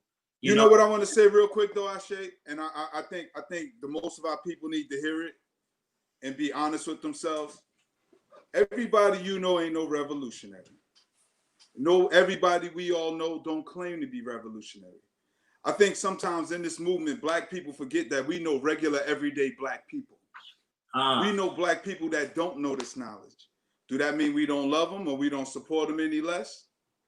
I mean, sometimes we got to separate rhetoric from information. So anytime somebody, you know, question my position on certain things and certain people, I want people to be clear and understand. I've been to Africa, not just to talk about it. I've been in the dungeons. I've been in crack houses. I've been in jail. I've been some places. So what that did was help give me an all-around level of wisdom, real practical application of wisdom, and understand that everybody's on their own journey, walking their own path. As black people, we can't expect everybody to think like we think. I hear people talk that revolutionary stuff, but in the streets, I heard people talk gangster stuff. But when it came down to it, I seen revolutionaries fold and I've seen gangsters fold. Why do you think us three are still together? Why do you think we ain't with other people? Thanks. Because we seen kinks in people's armor. We ain't see no kinks in each other's armor. That's right. So I want folks to understand there's a difference between reality and rhetoric. And I ain't coming at nobody's head. I just want us to move forward because as many years, as many decades as I've been in this movement, I don't see any moving in the movement because people are constantly talking. People haven't become armchair revolutionaries. They become internet revolutionaries. Now, I put my resume against a lot of people. I put them against your favorite orator. Look, I put it up against Umar Johnson and anybody else. Woo! I will put my resume against anybody. Why? Because the community will tell you who I am and what I've done. And this ain't a knock on nobody. This is just facts. Because when I hear a lot of comments, when I read the comments, I got a question. Where are you in your journey? Where's your community program to educate young people? I sponsor a school in Africa. I'm trying to get some money to send over there now. So when we talk about what we do here, when we talk about what we do in the other country, this is why I keep saying we got to build our own, because a lot of people keep acting like we tied to this soil. This is our planet. We could go anywhere in the world. We don't like it here in America, we can leave. But then we got to ask how many revolutionaries got a passport. Woo! Drop some fire in the comments. I don't even want no fire. I just really want people to understand where I come from, because sometimes I may be mild-mannered in my position. Why? Because I understand everybody on a different journey. Everybody ain't where I'm at, and I'm not where I'm going on this journey. You know what I'm saying? But I really want our folks to stop dilly-dallying with the rhetoric, quoting books and things like that. And every time you come on this program, you're going to learn something. I learned something. Everything that has happened right now to this date, we have been talking about for years. We have been trying to get people prepared and ready. But how many people have really took up the clarion call and organized where they was, standing on their position, right where they at? Don't wait to come to Brooklyn to get up with us three. Do what you can do where you at. Send us a picture. We ain't hard to find. My name is Tad Cromwell from Brooklyn. That means something. I'm not hiding behind an African name. I put my face on camera because I stand by everything I say and I do, right or wrong.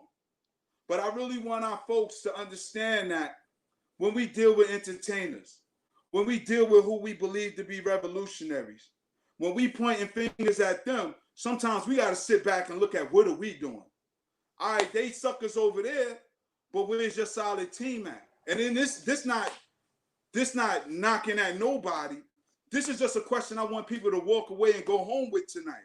Really sit back and think, what am I doing to help the movement? Because I've been in this movement for years, and I'm sometimes I just want to call it constipation because I don't see no movement. I see we still be complaining. I see we still looking for somebody to do what we can do ourselves. When I started my youth group, parents actively claiming their youth. That's because I ain't put it on nobody else. I ain't put what I wanted to see done. I did it myself. Everything, even from the workout programs, the free workout programs I give to the community, because everybody talk tough Tony, but ain't nobody even in shape. But I'm gonna step off my soapbox. I just had to put that out there, just for clarity, in case anybody ever think Brother Tad is softening his tone or his position.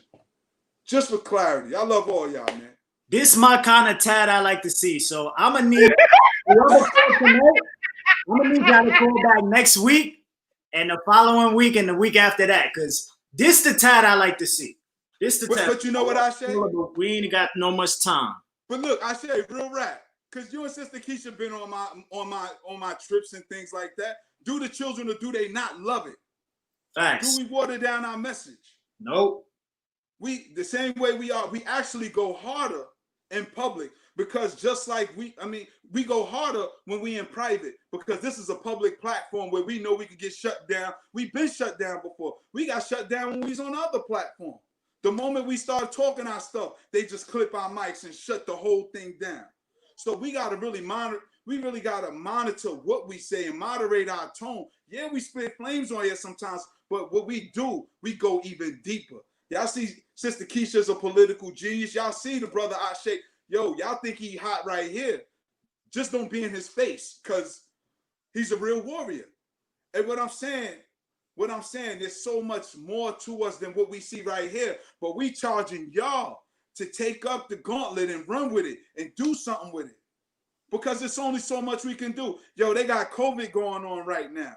They done shut down the borders. So as much as I could talk about let's leave the country, where we going? They really tightening the circle around us, and we've been talking about this for years. Sister Keisha, how many years ago did I do the presentation, pistols and passports? I said we shouldn't be talking about ancient Kemet. We shouldn't be talking about nothing except loading up our pistols and getting our passports, because what we dealing right now, we saw it coming down the line. So we still talking about what we can and can't say. We better start thinking about what we gonna have to do when them folks start knocking on our doors trying to hit us with them needles. What are we really ready to do? But I digress. So we gotta hold on, bro. Go ahead, brother. Hold on, bro. We got our brother called back one more time real quick. He gonna make it brief, but go ahead, brother. Hey, Tad, man. I yes, feel sir. really bit of what you're saying, man. The thing is this. I've seen so many brothers, like you say, they'll get up there on the internet. I done seen them had guns doing, just showing you stuff and just that, and I've never seen them in that oppressor's face that they claim what they'll do if they ever came in. I ain't never seen him at a board meeting. I ain't never seen him at anything when it pertains to fighting for the right of better conditions for black folk in their communities. That's right. And that's the problem. If you can't, like right now, we had a governor that said, all right, he ready to send kids back to school and during the virus. And I ain't seen a peep from nobody in the community. Everybody's scared. And you out there, we got kids, and all of them got kids in the system. If you ain't willing to stand up for your own baby, I don't want to hear nothing you gotta say. That's right. You can have all the books you want. It don't matter. If you're not standing up for the basic rights of your child, not even life endangerment, or your grandparents' endangerment, shut up. But you're not built for this. You think you built for this. You're not built for this. You ain't never looked that beast in his face and tell him what you really think of him. And that's yeah, but digress from that. Understand? Thank you, brother. Peace, All brother. right, peace. I say, because I'm about to wrap up, give my closing words, but I appreciate what that brother said, because I want to tell you something that's real funny. The other night, I went around my old way, and you know, the young gangsters was out there. One of them said, yeah, I remember last time I saw you, you had punched that dude in his face. He was talking about one of them pilgrims. One of the pilgrims came in the community and tried to rough up one of the kids, and I had to show him where he was at. But the funny part is the young dudes never even seen me in that element. They never even seen me, because I'm normally trying to preach life into our young people. I'm normally giving them this knowledge. But a pilgrim came through and I had to give him that work. And it goes back to what the brother said, you know what I'm saying? We really got to be about that life if we say we about it. But family, what I want to say to y'all is hopefully you were inspired by the things you heard tonight. So now it's your turn to go out and inspire others. So I want y'all to stay up, stay blessed, and stay true. And no matter how hard things may seem right now, just remember that there's always better days ahead. Brother Ashe, Sister Keisha. That's right. That's right. Family, we appreciate you. We definitely appreciate you for tuning into our show tonight, family. This is Thorough Black Talk. Please make sure you share this video. You know, we let the emotions go, family, because it's strategic. We know exactly what we're saying. Before we say it, we already know what position we in. So we don't care if they try to pull our platform. We just gonna create another one. We ants. You can't stop the ants, baby. We come together and we gonna move this mountain, family. So it really don't matter what y'all do. You know, even if y'all kill us, in death we gonna be fighting. But yeah, we appreciate y'all. We appreciate everybody for calling in and you know, supporting us. And you know, make sure every week you tune in 8 to 10. Tell a friend to tell a friend. Thorough Black Talk. Shout out to my whole AIU community, my Ujamaa Susu community. We building, family. I'm telling you, if you need some paper and you want to deal with some conscious Black power people, holla at Ashe, DM me. I'll put you on to the Susu, the African Senate conscious Susu we got going on right now. It's flourishing, family. So shout out to the whole Ujamaa community. And you know, like my bro, like I always like to go out. True courage is knowing how to suffer, family. We got to know how to suffer. We're going to take some sacrifices, make it strategic. Let's bounce back even harder, family. So true courage is knowing how to suffer. Remember, the battlefield is where you stand. Thorough. Keep it thorough, baby. Sister Keisha. 100. I concur with my brothers. And I just want to make this to Sister Marie Raymond, who posted, I understand what you're saying, but a lot of us don't know what to do. Sure, we are woke, but don't criticize some of us. We are still learning. Everyone is on a different journey. Sis, definitely no criticism at all. And we'll take this journey with you. Trust and believe that. Always keep learning and keep studying, because study puts you in a position on how you should move. Shout out to Sister Tara. I see you. Give Brother Vern a big hug for me. African Village in the building. But definitely, we wish no malice towards anyone. Those of you who are listening, it's just the fire and the passion and how we speak and how we put forth our message. So it's never no ill will, sis. And we're going to always continue to inform everyone as we learn ourselves. You know, we too are on a learning journey. But all of you, please stay healthy, stay conscious, stay aware, because there are a lot of attacks that are coming out. I wanted to discuss the sister on Long Island who has been dealing with an issue with her neighbor who, you know, surrounds her house in the middle of the night with a firearm in his hand. So we have a lot to pay attention to, family. The rest of your week, I hope, is great. Shout out to DJ Mad Marv. I'll be in there 7 p.m. tomorrow getting it in. Sugar Hill Elite in the building, baby. Y'all really don't know Sister Keisha, boy. We was running the joint for real. So get your dance on, get your swerve on, and work it out at home with DJ Mad Marv. I will be posting that tomorrow so you all can see. And again, shout out to Doggy Diamonds. TV. Check him out on YouTube. Check him out on the podcast, if you will. And everybody else who's just engaging with our people on a different level, because we all have a different message. And so we can reach the gamut of all of us as we work as a collective. Tonight, we're going to roll out with our brother, Dr. Amos Wilson. Let me see if I can get that queued up. For the family, this is for you in particular, my brothers. Stay focused, stay alert, be aware, because they coming, family.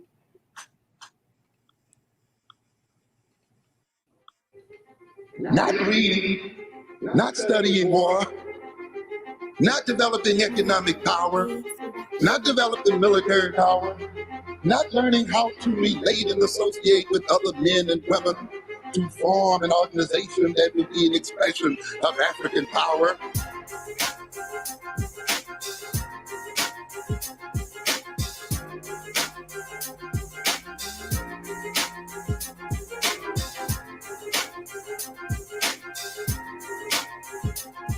And to liberate African people, that somehow has been made to be perceived by many of our young men from today as to be engaged in feminine or less than manly activities.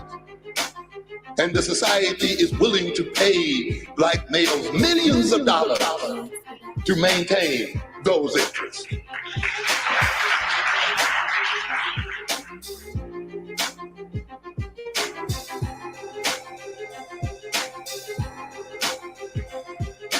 That's why I have told you in other contexts that man has little to do with your penis or your testicles. What is a man is a social definition. It is a political definition. The definition of what is a man must be ultimately connected to the needs of the society itself.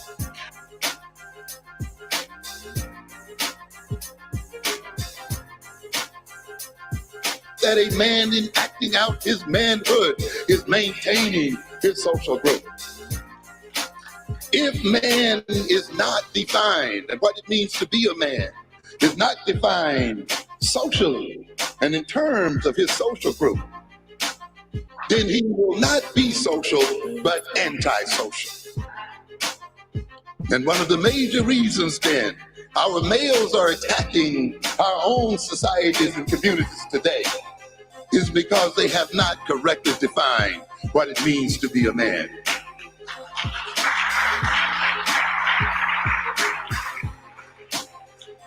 A normal African man would not kill another man in order to take the money he rifles from his pocket to a white man and give it to him and make him rich so that he can rule over him further. Not normality. In fact, you don't even have to go that far. A normal man, black man, doesn't work day and night only to give his money to a white man. You have to be abnormal. But of course, the white man has to make you feel that that is what? Normal. And that is the American way. And you're doing what you want to do, and nobody else can tell you how to spend your money. You are now expressing American individualism and what it means to be free. Isn't it strange? And watch it, ladies and gentlemen, every means by which the normal African American defines his freedom ends up supporting white folks.